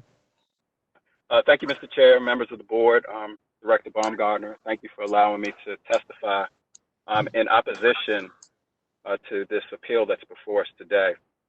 I believe you may have a letter that I submitted, so I'll try to keep my remarks brief. But I do have to say that as councilman of this area, it is unacceptable that I would not even be granted the opportunity to review this plan. no call, no email, no correspondence at all, as a pretty active representative of the community. But as offended as I may be, I can't believe that the lack of detail that's even been presented to this body is unconscionable. And so I want to say that it is amazing that what we are reviewing today is something that's being proposed as a community center, and it seems that nobody in the community knows anything about the plan. You would think that you would start with the community before you would even begin your proposal process if the ultimate outcome was a service or resource that was supposed to be for the designated area in which your establishment sits. I think it's already been said that I think by its actions or by what is being proposed that this particular proposal is outside of the definition. It is clearly not for the purpose of the Ashburton community, but is a community center for individuals who don't reside in the Ashburton community. And let me say, as a representative of the 7th District, I would hold the Ashburton Area Association up in high esteem as one of the most vigilant, most supported member-rich groups, and not just in my district, but probably in the entire city. And so for a group like that to not be involved really speaks to the lack of community engagement that this process, that this proposal has taken throughout its course. There seems to be some discrepancy over what the actual use of this property is. We've gone from community center to healthcare center. I think that the board really needs to take that into consideration before making a decision. The ambiguity of what uses will actually be the primary use. There is extreme concern if that primary use is a healthcare facility and if it's being offered under the guise of a community center. My letter states my concerns as it relates to putting a healthcare facility in this area, which is one of the most vibrant areas of growth in our city, and clearly a residential community. I think Mr. French has already brought up the issues as it relates to the lack of parking and the parking challenges that this proposal will bring. But I don't even know how we can even consider this proposal based upon what we have been presented. And even beyond the details of the proposal, I'm more disturbed by the lack of direct community engagement that should be a part of any proposal, but especially one that proffers to be a community center. So thank you for the opportunity to testify. And although I've said it before, I will restate that I am adamantly opposed to this project and this appeal. Thank you. Thanks, Councilman.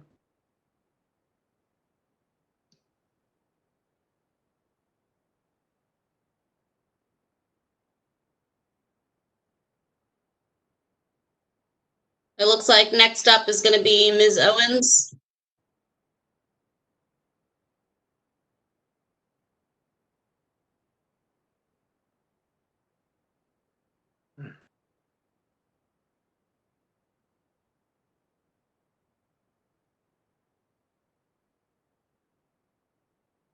Hello, can you hear me?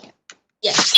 Okay, great. First of all, thank you for allowing me to speak with you on the matters in my community. My name is Veronica Owens. I'm the Vice President of the Ashburton Neighborhood Association and also a 13-year resident on Rosedale Road.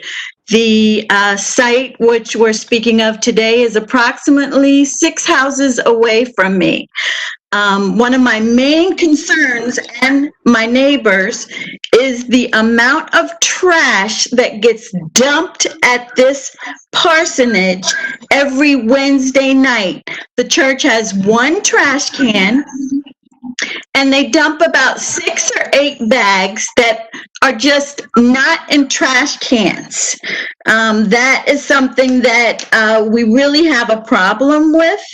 The second thing is that I'm adamantly opposed to the use that Mr. Crew had given to me, President Crew, in regards to the healthcare center.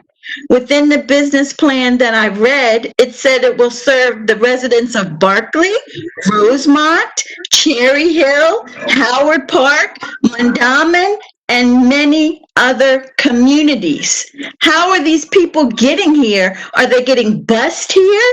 I don't understand that, and neither do my neighbors. This isn't a neighborhood full of area where we need to bring the homeless by bus loads over to a street that has residences and residential residences on the street that are comprised of mainly elderly, and we keep up our homes. We have a problem with the use, and it doesn't comply with our historic CHAP neighborhood. I'm also, I did not see the plans, so if the use does come back to us, I would suggest that they really look at the trash plan that they have even within the church and rectify and correct that. This is not a place for homeless youth, and this is not a place for an outreach center. So I am not in support at all of this use. Thank you so much for your time. Thank you.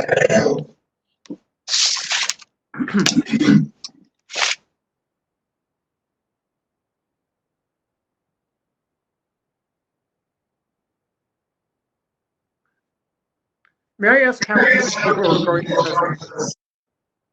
testify? Breaking up. Can you repeat the question? Huh? Your mic broke up. What was it you said? Oh, I'm sorry. How many more folks are going to testify? Let's see. Oh, Derek says that should be it. Okay. Good. Okay. And in our process, we give the applicant an opportunity to speak with its support, the opposition, and the final word rests with the applicant. Sorry, James, Mr. Chairman, real quick, can you ask if anybody else would like to testify so they have the last chance to raise their hands for Derek to choose them? Okay. With regard to the opposition, is there anyone else who wishes to be heard? I see the name Tamara Brown. Has that person spoken already? I don't think so. Good afternoon. Can you hear me? Yes. Hi, my name is Tamara Brown. I am also a resident of Ashburton, and I live on Rosedale Road. Our president, Mr. Crew, eloquently pretty much stated everything that I'm going to state, so I will just add on regarding what Ms. Owens just stated regarding the trash. And I think she brings that example of the trash, although that's not really a zoning issue. That just goes to show being a good steward and being a good neighbor, and to increase the population within the church, and they're not able to handle the current population right now. It's just a problem for us. They have been, as they stated, within the community for 140 years. They have an outreach. They're trying to exercise a new outreach event. However, they have not outreach to their actual neighbors. Someone that lives in a residence that's their actual facility, they have not conducted any outreach within the community. They haven't been to any of our meetings. I think it's quite, it's very disturbing that both what was submitted with the zoning and the report that we received as a community are different. And to focus on the COVID-19, I think it's kind of predatory to say that at this point, because earlier Reverend Runn stated that they've been working since January or February, and that was not really a huge issue in our area at that time. So I really question the real, some of the morals even put towards this. I don't understand what's going on. When you read the plan, it doesn't match. The community hasn't been briefed. They haven't taken the time to do so. Reverend Rudd stated that someone did come to a community meeting. I'd like to know the name and the date that they attended the meeting. Again, I don't want to repeat too many other things that others have said, but I just do not think they've been good stewards. And the parking, they won't be able to address it. There's no place for 8 parking spaces. just isn't. So that cannot be remedied, and it won't be remedied. So we have a number of issues, and we'd like this absolutely denied today if possible. I don't think that the situation can be cured at this point. Thank you, ma'am. At this point, I'm not recognizing or seeing any additional folks to provide testimony. So at this point, we're going to turn it back over. Reverend Red, you have the last word in your application. I want to mention, however, I believe I'm now in receipt, at least preliminarily, of the 10-page plan that was forwarded by you or your staff to the zoning board or to the zoning office. And I just want to reiterate, your testimony previously is that this 10-page business plan accurately depicts what this project is about, what its intent is, and who it's designed to serve. Is that correct? Yes, sir.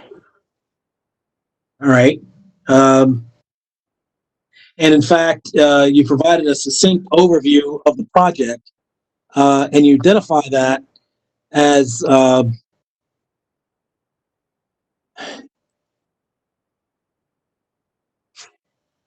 you recognize that ACHC, which is the Adellum Community Healthcare Center, provides community-centered primary care, right? That's what you do. That's what ACH does, right?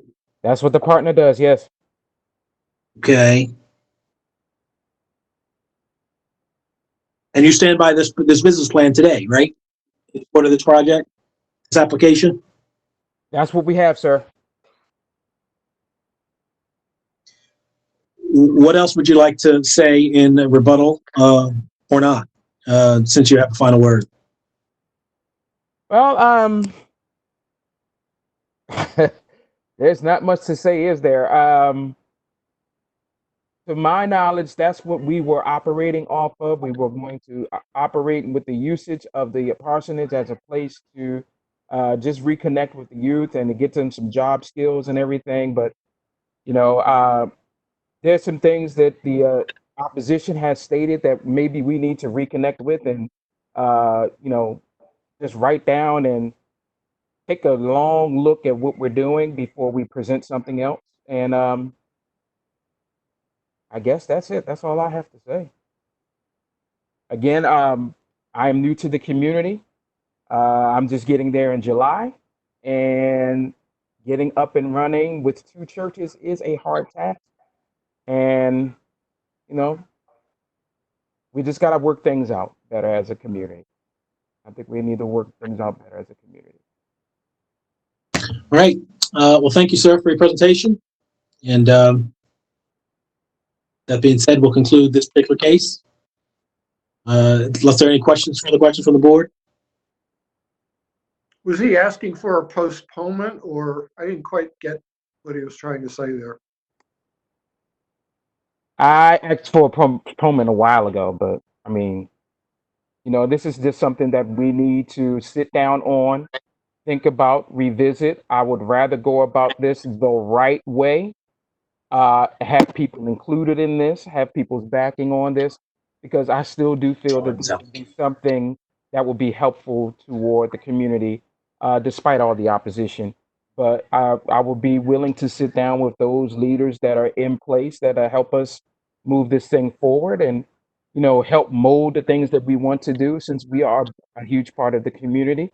And, you know, since they say we're absent in community service, we would like to get back out there and show them that we aren't absent in community Well, with service. respect to this application, are you moving forward with this application, or would you like to withdraw the application?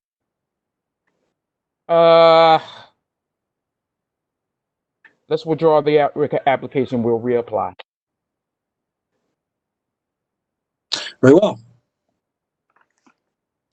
That will conclude case number 2020-58.